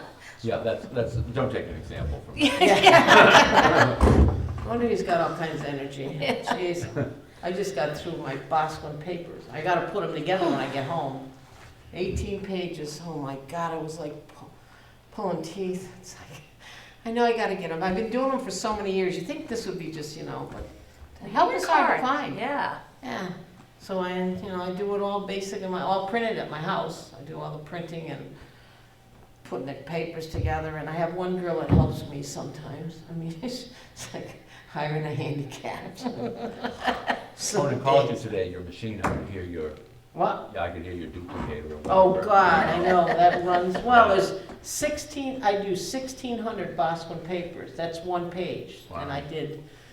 I did 18, well, it's 18 pages, but 2 of them were folds, and then the rest are all singles. So, I mean, it's still the greatest, it's the greatest ego trip ever, but I really work hard at it. It's Yeah. like, God, some days. And of course, I'm supposed to have a metal roof on my house, and so I have a leak in my roof, and I've had it for a while, and the metal roof was supposed to come last week, it didn't come now. So I have this big 4 by 8 foot hole in my ceiling because the water was dripping down, so then I have this, I'm saying, I'm living like in Appalachia, for crying out loud. And, so I had a bureau there, and so I have a drop cloth on the bureau, and then I got papers on the floor, and I got buckets to hold the water when it was raining. And it's like, God, and then it was getting cold, so my daughter said, why don't you put a quilt up? So we put the quilt up between, because I have a doorway, you go in and it's big, wide. We got the quilt, then it got really cold, so I put a shower curtain, I clothespin the shower curtain so it would go to the floor. It's like, oh, I can't live like this anymore. So, it's just, oh, and so I don't know when, I called the guy, oh, we didn't get the metal yet. Oh, jeez. So I can't do anything, I can't put the ceiling up or anything, because if it's leaking, it'll be doing the same thing and wetting the thing, and then it'll be falling on the ground. I would keep an umbrella handy. I got one of those too. All right. But when it really rained and I could hear it drip, drip, drip, it's like, oh. So then we have the revaluation section, and that figure is based on the contract that we have with CNP for our assessing services and also with our utility appraiser.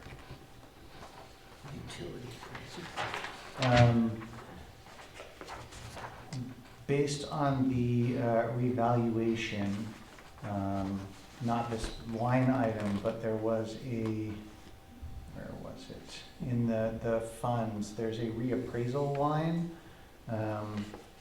And even on the 2021 warrant, that had funds put into it to account for the overall reappraisal. Oh, you mean the CAP like? No, capital reserve fund, the reappraisal capital reserve fund. Oh, okay. That had another $5,000 put into it last time. But the, You know, Dave, I don't think we need to do that anymore. that's covered under the revaluation contract now, Because correct? now they're doing 1/5 of the town each year, which takes care of the 5-year revaluation thing. So it's not like, I think the revaluation fund was probably when the whole town was done at once, That might be true which is too. quite expensive. Mhm. I think it's good we have a little money in there, and I don't remember what the balance is. It looked like it was about 19 or so. 19,000. So, I was gonna bring that up. I don't think you really need to put any more into that. Does it even make sense to continue having the fund? Um, Since we're now under contract and there's no expected single outlay? Right now, I think I would say, yeah, you really wouldn't need it, but of course, you're gonna have, after, I think it's 2 more years in this contract, and then we're gonna negotiate another contract. So if we negotiate it, that's gonna be, and that's the way most towns are doing it, is the, But that Sick- would then again, the just go back cyclical. into the budget line item, and that would Yeah. be yeah, from the fund, Right. so, yeah. okay. So maybe not, you know. So we could, if, at town meeting, we could eliminate that by We by could- a vote of the town, and then use those funds, if they eliminate it, use it to pay off some of the general, taxes or whatever. Yeah, so we can do a number of things based on a warrant article, but it would be more, probably Yeah. probably the easiest way to handle it is to say that we'll take and use that fund and use it to offset taxes. Yeah, okay, that's what I was saying, you had it more And, precise. My Like, mouth- we my mind's not can working. say, we can offset taxes from the unsigned fund, which is where if it were just discontinued, it would generally go into a general or unsigned fund. Yeah, right, But I think we could write in the warrant article specifically that it would be used to offset taxes. yeah, So, well, that's a good way to do it. It so helps. whichever way we can do it, in the end, it would probably be used to offset taxes. Yeah, okay, because especially if the school is going up so much. Mhm. Yeah. So then the next is legal expenses. Last year we budgeted 12,000. We've spent 6,400. However, I have an almost $3,000 bill on my desk. Which of course, much of that is actually offset by the properties that we're selling. I put it down to 9, and we do have a capital reserve fund of legal of about 6, I think. So I think 9 is a good figure, but again, lawyers, and I don't have to sing this, lawyers are very expensive, and I sometimes we think the have to town's use- doing great if that's what you're getting away with. you know. Yeah, The more we have to use them, the more expensive You our know, taxes are. I mean, it is a good idea. Russ is always reminding me about the retainer, and I would be interested in hearing what he said. what he says for a price for that. For Yeah, a me retainer? You don't have one now? No, we just pay as, we were paid Yeah, as we go yeah. at the town, Well, but, and we were for years, and then sometimes but sometimes, I they mean, change their minds. when I worked for another town who Yeah. used the lawyer a lot, they Yeah. just paid X amount and they got their money's worth. Oh, are you saying a retainage and the retainer drainage? I'm saying that, okay, we're gonna pay you $8,000 a year to take care of all our, I'm just throwing this figure out. Yeah. To take care of all our legal needs. And somebody signed up for that? And The joke was that it was said it was 5,000. you know, I mean, And boy, we should have. of course, the town Exactly. that I worked for, the retainer was like $40,000. Oh, okay, But- that makes a little more yeah. sense. Anyway, Yeah. so, well, hopefully we don't have to use our attorney. I don't think, if the way things are looking, I think we're gonna be more and more. I mean, the other line in there Purchase and is sale he's the, gonna have to get involved with because Yeah. of the way that the courts did their recent stuff and so. Oh, jeez. Yeah, let's make it easier, let the courts make it easier. yeah, that'll cost you more. The next line is Merrimack County Registry of Deeds, that's kind of Oh, wait a minute, what did I say? standard, that's the second, there's Oh, legal that's the expenses. and that's the MCRD. MCRD. Oh, You didn't know that? Okay, no, I didn't, Me neither. okay. I thought I was done with that page, all right. The next personnel administration, we have, I think there's 5 more payrolls to charge to this year, and then I'm gonna re-look at those numbers to see if they make sense. I think they're pretty close, but Okay, that's good to me. General government buildings, there are a few lines in here that really are gonna be discussed with the, for the public safety building people. Custodian wages is one of ours. We had 7210, 7426, I think, Dave, that was a figure you put in. No, No? but it does show a 3%, so. I mean, I thought you put that, sorry. Repairs and maintenance, we've way overspent that this year, I think, but we've done a lot this year. And we had a lot of repairs. I left it at 10. And the repairs and And by way, it's a few $100s, at least currently. the custodian wages, how much time is spent, how many hours, do you know?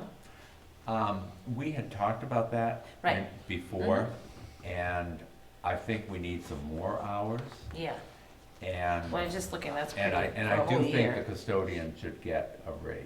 Okay. Well, if you look at the remaining versus budget expenditures, it's a little over half that's been used. So clearly there have been hours that were left on the table. And I think, as far as again, budget. a lot of it, I don't wanna blame everything on COVID, but she wasn't. Needed really. You know, Right, Yeah, sometimes, we yeah. closed a lot. Yeah, right, So- we were closed. Okay, fine. Exactly. I just was, I didn't know if it had anything to do with repair and maintenance. But Brenda and I have had a lot of conversations about what things to be done, and we still are gonna be, between the two of us, drawing up a schedule of that contract and a and stuff. contract, so. Supplies, that's building supplies, those are things like toilet paper, soap, cookies for the town administrator, things like that. The good stuff. So, With the, since it looks like we've got that time remaining there, is there stuff we can bulk buy ahead of time during this year? So that- Like toilet that- paper? Like toilet paper that doesn't need to be, So you have some then next year? well, just so that it doesn't need to be bought next year on the budget. sure, we can look into that. Okay. Yeah. Propane and heating oil, the heating oil, we piggyback on the school's contract with Huckleberry. And propane, they've given us a flat rate on that as well. Huckleberry? That's with Huckleberry as well. Let's see, so the public safety buildings, they'll talk to you about those. Telephones, all lines, I left alone. And postage, I did increase because postage increased. And electricity, I dropped because we haven't spent it.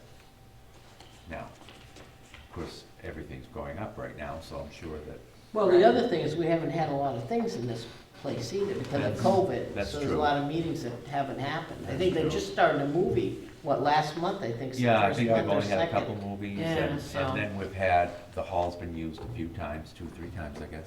Yeah. For, Yeah. for events. Instead of many. Like So- every time, yeah, like all the time. And of course, Yeah. you guys are here, till like 1 in the morning with the lights on. Yeah, really. Jeez. Insurances, I'm happy to tell you that the health insurance is going down.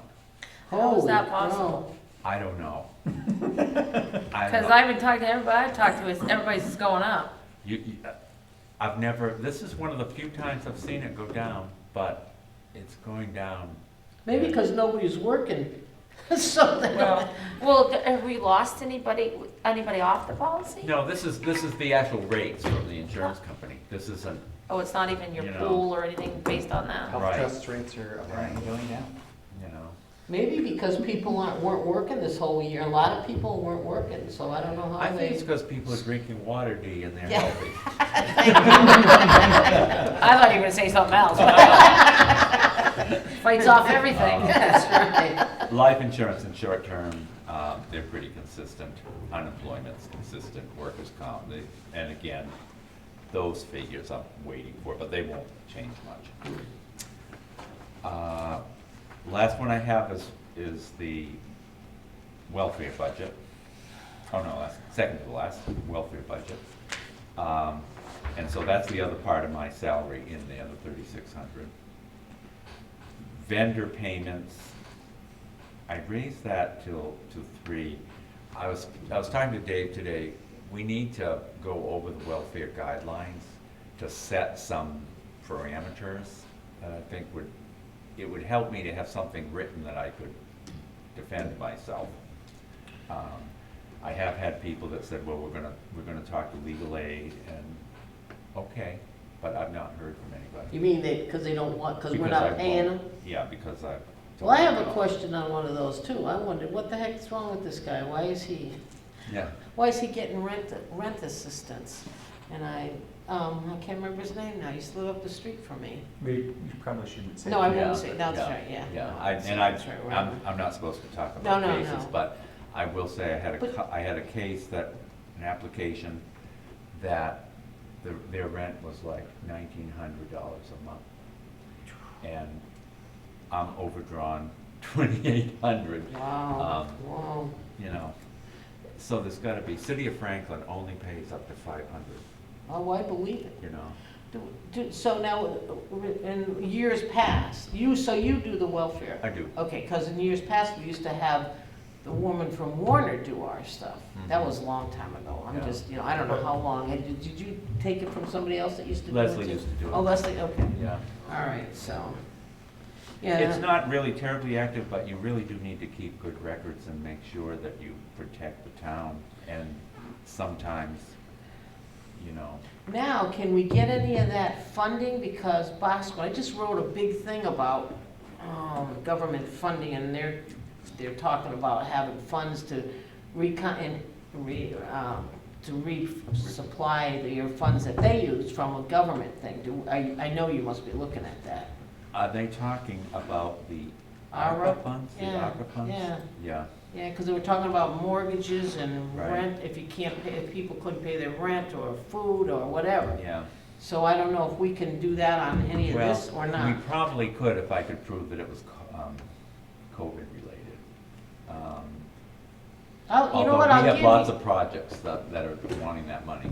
Yeah, well, yeah, that's what they're talking about, a lot of, like, that money could go to the roads and you know what, I'll send you. Okay, yeah, I'll if you send you would. that, because, To go to your ARPA comment, there was, I want to say it was from an HMA, but it might have been from something in the state as far as one of the mailing lists that I'm on. And with the ARPA stuff there, you can use it for replacement of lost revenue from COVID. yeah, Or you can use it towards projects. And that haven't been. I want to say it was about 80% of cities said they're not doing anything, they're just dumping it in their coffers as lost revenue due to COVID. Really?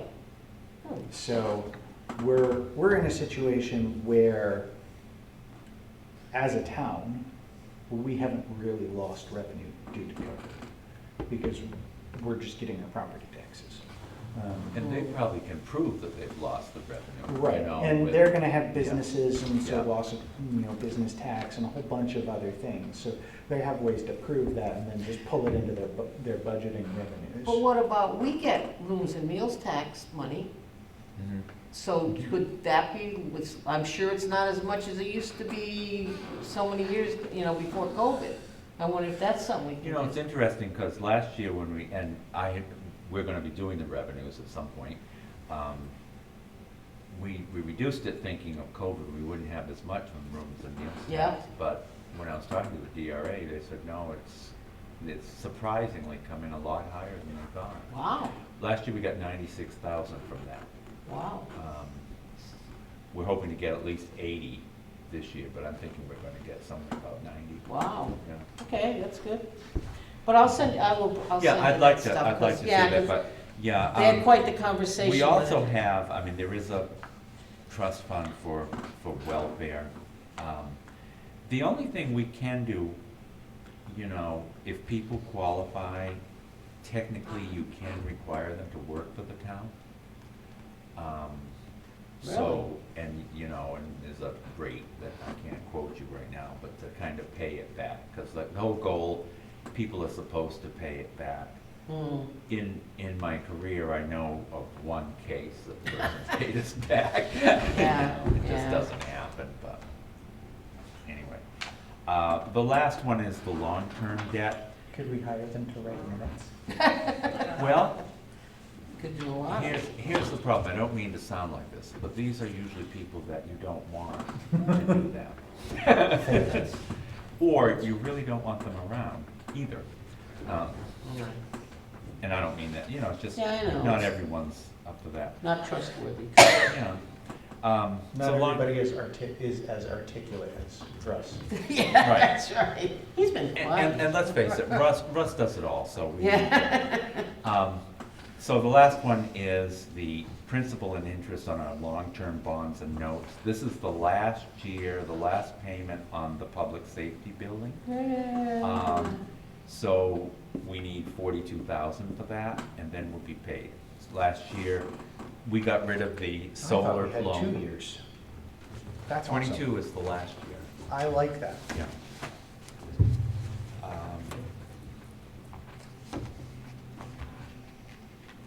Jeez. So I guess my overall summary is, I don't know how that affects the tax rate, but,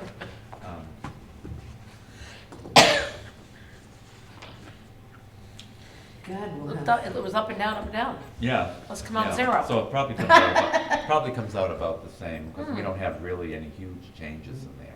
And we'll have a few when we get our exact figures from the insurance and our exact figures from dues that we pay. And the big one is the contracted services. I mean, we used to pay, what was it a month? For us, it was, for just the town office, was $530 for the monthly fee for mainstays for Oh, the users. my God. And now it's like 100, and the police, I think, were like $636. Now, everyone, all of us, $170. Wow. And they've given Wow. us really very good service, and they're attentive. Just different company, right? It's a different company. I think they're leaner and meaner and can operate.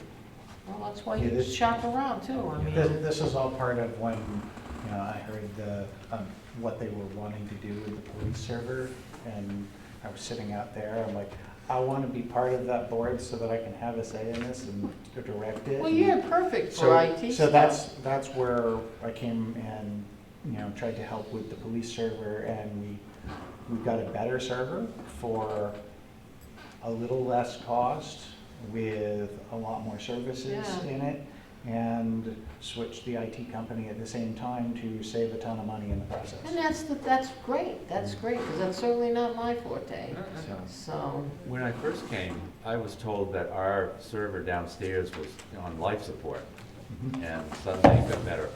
Really? That's a lot better. Yeah. So, Well, part of that difference, and you'll probably understand this as far as trucks and leases and stuff like that, is we own the server that's down there, and I believe it's a Dell server, I might be wrong on that, but whatever the company is, we own the server, and we had a warranty contract on it with however many years it was. And the major difference for that is that anything that can't have the factory warranty replacement on it means they doesn't want to support. Whereas the new company's like, we have a few spares of those servers, so if something goes wrong, we can take care of it for you. And that's the major difference between you need to replace your server right now Yep. Yeah. with Yep. you're barely using this, so it's fine. Yeah, oh, yeah, over, It's just Upselling amazing too how much. people can, mm, yeah, really, it's something else. I agree. We've been trying to reach you about your car insurance. right, oh, yeah. Oh, sorry, about your Car warranty. Car warranty. Oh, my Yeah. God. Yeah. It's the same thing with servers. Mm-hmm, So, okay. yes, so that helped us significantly in that line item. Well, thank Knowledge you is for your power, help. right, knowledge is power. Did That's- you want to try to go over any of the revenue stuff? Or at least my question would be, when should we expect the estimate of the meals and rooms and the highway block grant stuff? I will probably know the highway block grant when we set the tax rate, Okay. because I think they will know that then. I'm not sure, she may know the rooms and meals then too. Usually that comes out in December. But Penny might know. I think last year we knew the block grant and they gave us direction of what they said we should expect I think towards that was the true, meals and rooms. yeah, and I expect the same to happen this year. I'm pretty sure she'll know what the block grant is. And how about things like the forest land reimbursement and the flood control reimbursement? Because forest land is New Hampshire, and like there's a line item for it. We've gotten it in several years, but we don't budget for it. And then the flood control reimbursement we budget for, and it looks like it's a specific dollar amount each time, so. Yeah, that flood control, that's the bill they send to Massachusetts. Yeah. Yeah, Where- because yeah, we use the because damage there. we're saving them from being flooded. Drowning, yes. So that's We should pretty really think about consistent. that. The others, and I think that, Well, it's, you know, I think it's good to budget for these things, but I am a proponent of budgeting very conservatively and then being happy when I have much more than being unhappy when I don't have enough. Well, my question was more, when do we expect the estimates for those sorts of things as opposed to, you know, let's change the estimate? I don't know the answer to that right off the top of my head. Okay. I'll find out. I don't remember when I think that it's pretty consistent on the flooding Massachusetts one. But as far as the other one, I'm not sure. I have to check more into that. seems to me it took us a long time to get that money for years we weren't getting that money, and then all of a Oh. sudden, I forget what happened. Oh, I remember. Somebody woke up and got Yeah, it to my us. previous life, we weren't getting it either. Yeah. And, you know. They were we hanging also had tight to do it, were they? Yeah, you know. yeah, that's the thing. I mean, you know, they took all our land and everything, and Right, and that was the whole point of it. Mhm. So I will get the solid figures for these budgets as soon as I get them and bring them back to you, and as well as the revenues. Sounds good. And I'll just fit myself into another. I'm hoping that all the departments should have presented to you by, well, the end of November. All the major departments have presented to you. And then you're gonna have people in December, the smaller budgets. Except for Russ, that he'll be a big one. I'm not important. But he'll have the planning budget. You have to be here And then anyway, there'll be so things it's like the okay. health officer will be here. It's still a smaller budget. It's a smaller Even budget. if it's not of smaller importance, it's There definitely a you smaller Right. dollar budget. Right. So, then we have, there are two entities that are gonna come talk to you in January that the town has supported, VNA and CAP, the CAP program. yeah. Sorry, it's not VNA, it's CASA. It's the Advocate. Oh, CAS, yeah, CASA, CASA, yeah. But yeah, we usually get something from, You will get the VNA requests. yeah, Yeah. CNA, yeah. But those two are coming in January because they want to come in and I think it's good for the board to see people and, you know, have people just, you know, you can say that. Do we have any reps for the VNA now? No, We used to no. have No. two people all the time. Was Sally one, Sally? Sally Becker used Yeah. to be, but that was a long time ago. Yeah, I don't know, maybe she still does it, God knows, I don't Yeah. know, but, I'll talk to her. yeah. Yeah, So, so, anyway, All right. thank you. thank you. Any other questions, comments for Russ Nah, budget? Looks pretty good. I'm bleary-eyed over budgets, no problem. Well, I mean, it's, a lot of times you don't see a negative in a budget. Yeah. So. Well, What do you- actually, the budget this year is in very good shape. Hmm. And our cash flow, I mean, I'm not gonna work, but our cash flow is very well, good too. That's good. you know. So we don't think, I was gonna ask, did you have a set figure that you wanted to see the budget raise, or do you want to be flat, or do you have any I ideas? would love us to make it flat. Oh, yeah. I don't know if we can. I'd love us to make it flat, because that would set us up for a likely decrease next year because we wouldn't have the bond payment. That's right. And that that's would right. set us up for a likely decrease the year following that, because if everything goes semi-smoothly, that would be when the first payments from the pilot would kick in for the solar project. Oh, yes, that So would be we nice. could actually have 2 years of decreasing. Boy, that'd make a Tax record. rate. That's a front page above the fold in the Concord Monitor. And then everybody want to move here. Hey, that's okay. Well, we don't have the school. figure. Well, that's probably gonna, Yeah. you know, that's where you wanna make it clear where Yeah. it's, where it came I from. mean, you know. Well, yeah, I mean, we're And I'm gonna not help dissing- our residents with what we can, which is Right. our tax rate. Right, right. There's nothing we can do about that, Yeah. unless you're on the school board or whatever, right? Yep. As long as we have that school, we better have that school. Well, I Well, know you tell can, me you all the can way. show up to the budget meeting and vote there and stuff, but, yeah. Right. All right. Okay, So now moving we're- on to our second and last new business, appointment of Sue Roman to the Conservation Commission. Sue contacted me today, and she does not wish to be a full-time member. Oh, So Chris had sent me an email asking for her to be reappointed, and there must have been some communication. But Sue Must've said, been a little gap.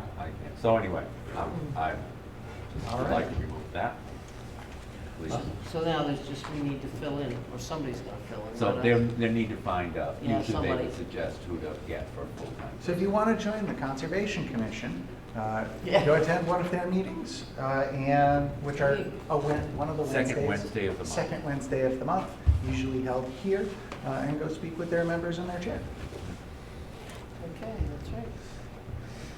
All right, that brings us to correspondence. Okay, we have a letter from Health Trust telling us how much money they've saved, and we're getting some money back from the surplus.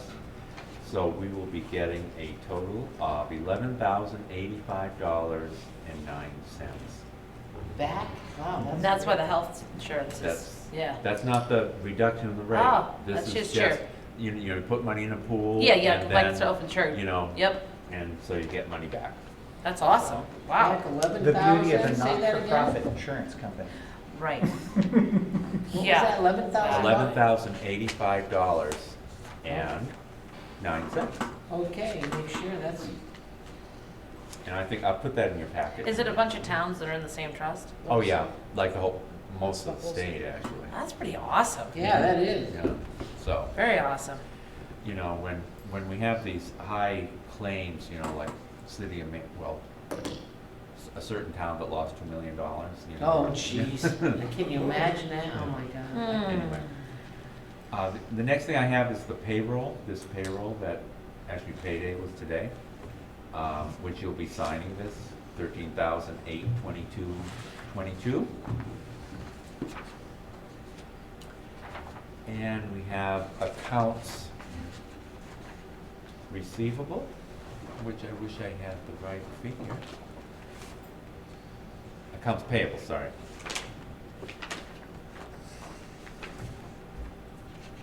And if you'd like to look at the bills, I have those. Jeez, few of them, or what? There's a few of them, there are always a few. 363,878.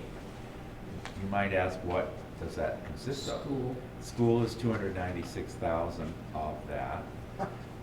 We paid the library their quarterly payment of $12,499.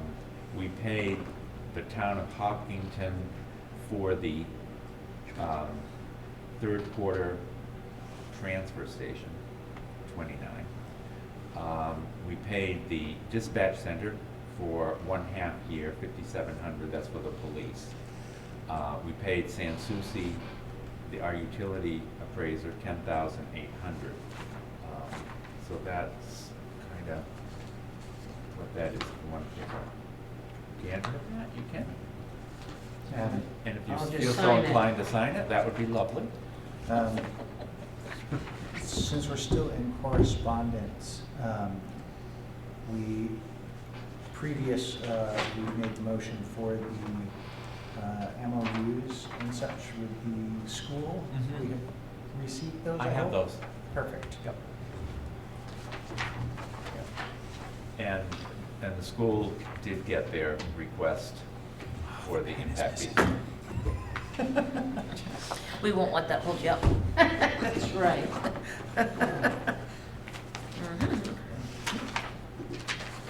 No, thank you. So we have a big name and I write it so you can read it, so it takes time. That's why I know. Yeah, I know. That's so funny. Do you think it would be tacky if we put those sticky things in like we used to Nope, have? go ahead. They what is work the- the what is the best other- of anything. What's the other little fly? Like, there was almost like a fruit fly. I know. I'm wondering. And those things were like every time, you're like, I know. I'm wondering if there's something in the bin that. yeah, because they were in the bathroom too. Oh, Ah! I'm sorry. You might be right, in the trash, you mean. Because Yeah. we did have an event on Saturday. Oh, That's that right. makes Oh, we sense. did? Yeah. Oh. And maybe something got thrown in the bin. What was on Saturday? What was going on on So Saturday? somebody scheduled the hall for an anniversary. Oh, party. nice. It's a party, yeah. Oh, nice party. Like, we didn't get our invitation. Yeah. But I like to They crash did- those. They didn't want us to tell you about Oh, Should've God, gone here she together. comes. We could've Yeah. I've heard Do we that have before. any other correspondence? That's all I have, All thank you. right. We have no public left to public comment, so I'll move on to motions and approvals. And my laptop just died because we're here so long. What do you need to? So, well, the first thing is going to be the minutes. Yep. Which I did go through Do I need to briefly. go? I've got No, the he's agenda. got Do you it. have it? He's Okay, got I it. thought you had I got it. thought we were all done. But I no longer have the minutes in front of me. Oh. But we do have a set of minutes. So I guess I'll just ask you folks to make the motions for them, because you've got them in Okay. front of you. There was one, Here. You wanted to amend the 10-4, it was 10-4, 10-4. and that was, That the The- board supported. Oh, right here, this is it. Coordinator Tatro in his, yeah. That's the thing, that's the I one. felt very These supported. are, oh, these The are. board is gonna amend the minutes to add support. The minutes, what did they say? Yeah, it was where he was talking about the, I think The- something's missing on one of these. Is this the inventory? Yep, it's the Yeah. inventory. Yeah, that's schedule. on page 3, about 3/4 of the way down near line yeah, so 30. this one here, got line 30. Yeah, Land use coordinator Tatro informed the board that he had mailed out the penalty postcards for 2021. These were assessed, blah, blah, blah, blah, blah. But we also said that we were going to support him in giving him the authority for being able to respond to people that were, okay, okay. why did I get this, how, I shouldn't Yeah. get this, et cetera. And so that Okay. is, my suggestion is that that get amended to add that support in. Okay, second. Have you looked at the October 4th ones? Well, yeah, briefly, I mean, I didn't see Okay. anything out of whack, but you pick up on stuff like that. So So, that was my one thing when I looked through them, that I wanted to make sure that we. You got the sounds amendment? like Yeah, I know what he Okay, yeah, wants. Okay. so did you get those? Yeah, Get that changed, sir? Yeah. I can make that. You can make that. I can do it. Okay. I have the power. I second, we have to vote. Okay, as amended, so all in favor? Aye. And I'll let you two make the other motions for the specific ones. Which, And I didn't have problems. All right, these Any are and all all, of the these other are ones. all non-public. Yeah. yeah, the non-public Yeah, ones, most right? of them. Let's see. We should Let's go have first two work one. session. if 2 they and do it. 3, for October 4. Oh, we can And always it's do it at the September next 20th. one. Oh, we Yeah. should do the Employee 20th review first, I guess. and That sort of I thing. did have 1 and 2. Yeah, All right, because we've got the non-public. here's ones, 1 yeah. and 2, do you want to read those? That's fine, we'll do them. I've Wait, read through them oh, all. okay, I just okay. I just didn't have Just all do of next the time, Yeah, that's fine. members. So now we gotta make a motion in the right way. Is that what you're trying to say, Dave? No, make your that's not motion allowed. right here. All right, go for it. I'll make the motion. You wanna make the motion? Or you Sure, don't care? sure. I'll make it if you want, it's it in doesn't front of me, matter. that's fine. I move that we accept the non-public minutes from session 1 held October 4th, 2021, Second. as written. All in favor? Aye. Aye. Any other changes to either of the other two, which are session 2 I and don't 3 think from so. October 4th? All right, I would move that we accept the minutes for sessions 2 and session 3 non-public held on October 4th, 2021, as written. Second. All in favor? Aye. Should that You be do such- non-public from 9:20, then? Yes. Yeah, we And did, the last yeah, one we is did that, the 9:20. first one we did. No, there's There's There's a a 9:20, 9:20, which is my review, Oh, you, yeah. You never approved it. oh, okay. Oops. I thought we approved it I last thought we time. did too, but I looked in it. Yeah, We didn't do it? I Well. don't think so. we meant to. Because I remember talking about it. I believe that needs to be amended to include another substantial raise. Right, and you tried that last time. That's right, I think He you just did. wanted us to see if he could get us to do it this time. That's right. All right, I would move that we accept the non-public meeting minutes of session 2 from September 20th, 2021, as written. Second. All in favor? Aye. Those are my favorite kind of minutes. That was written. All right. And that moves us to, well, we did signing of documents. Are there any others for us to sign? I have some more documents for you to sign, Oh, Okay. my goodness. and this is, did you bring your Look, it's stuff? there. Okay. And then it will also be the motions of trustees, which I'll need another copy of that paper. Yes, I have that Oh, as he's well. got that. 'cause I So don't this have is the deed from the town, this is 18 Mount Vernon that. Terrace Oh, okay, yeah. for yeah, Wesley yeah, Rose. Yeah, okay.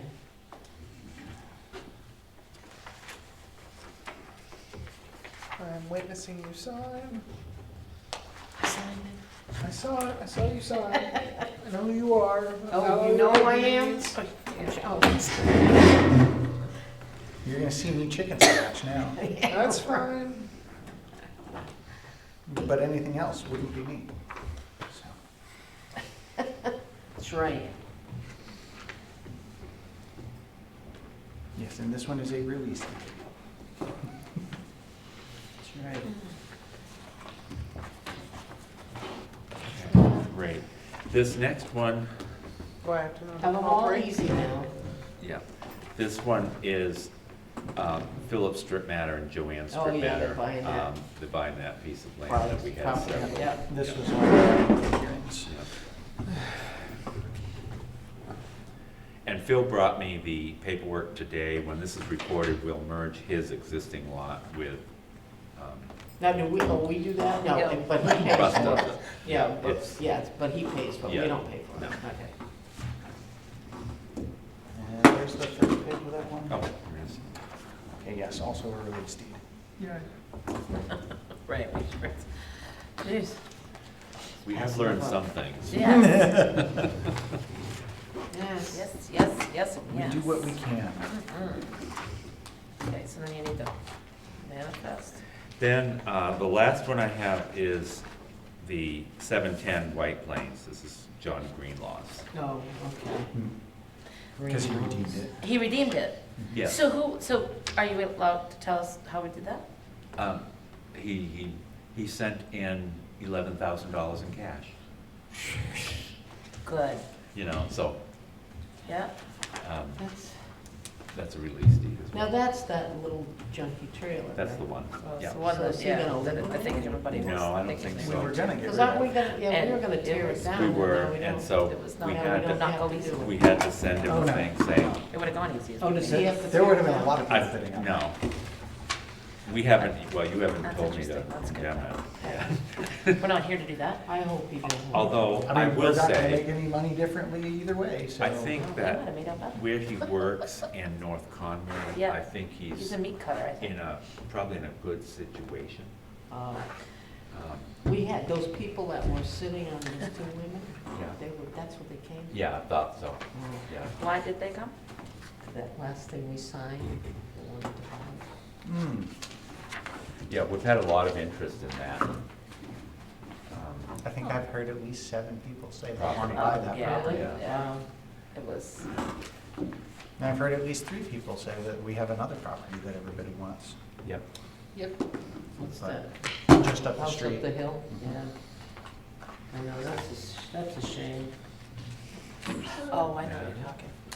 Yeah, we just deeded it, so after it's whatever, I think it's 90 days or so through legal stuff. This then is we'll be able to really, put it I'm up. really happy about these. Oh, yeah, get them off the, Get those get her off the. back on the Um, tax roll. Did we already sign Pennacook's? Yes, Okay. that was It's last, already been recorded, it was Just recorded trying last to remember. Friday. Yeah, you did. that was Yeah. last month. I just Mhm. processed it Meeting. today. Perfect. You did what? The deed came through the registry today, so Oh. it's already updated. Good, Mhm. good deal.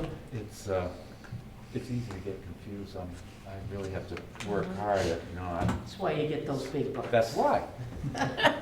There are some suggested motions for the Oh, trustees. motion. Do we have any Paperwork. for additional you? signing to do? Oh, No. Well, I make sure these match what I was remembering.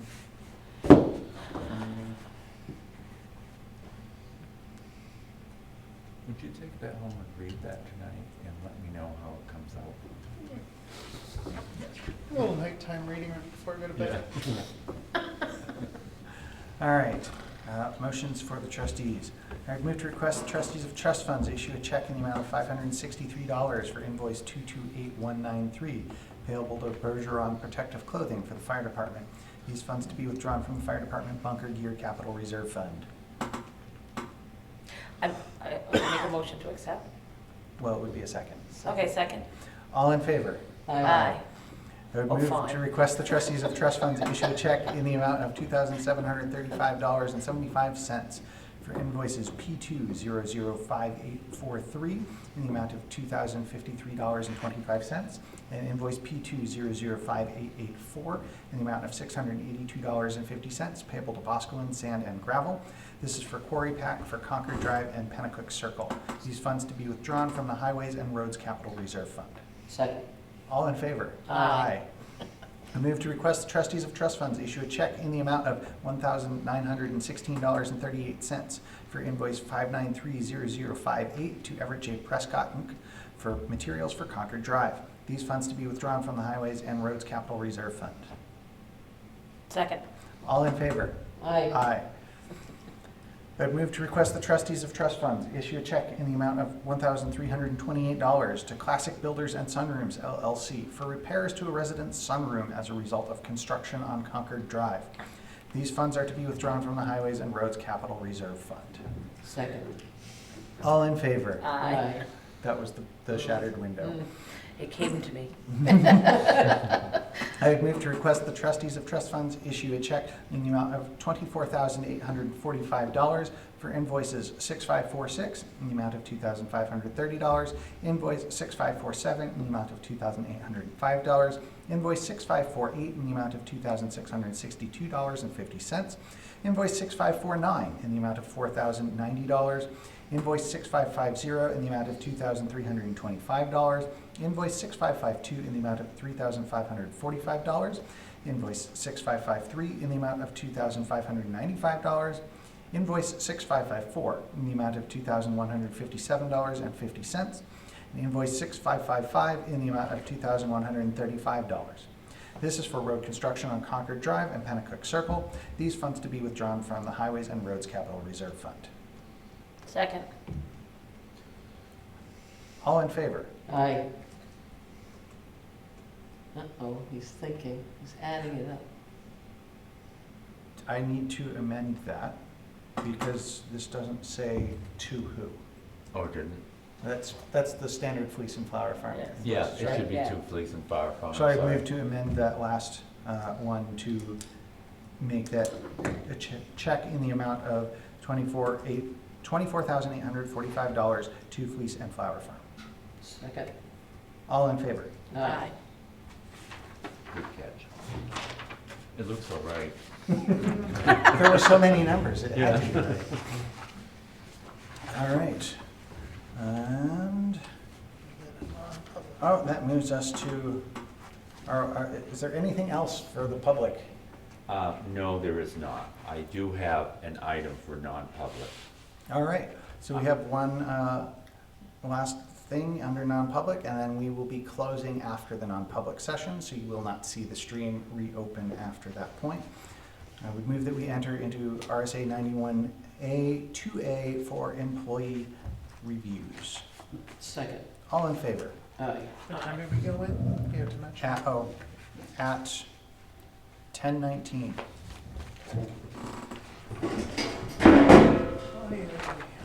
It's when the light's on, right? Yeah, it's on when it's Yeah, on. if this shows up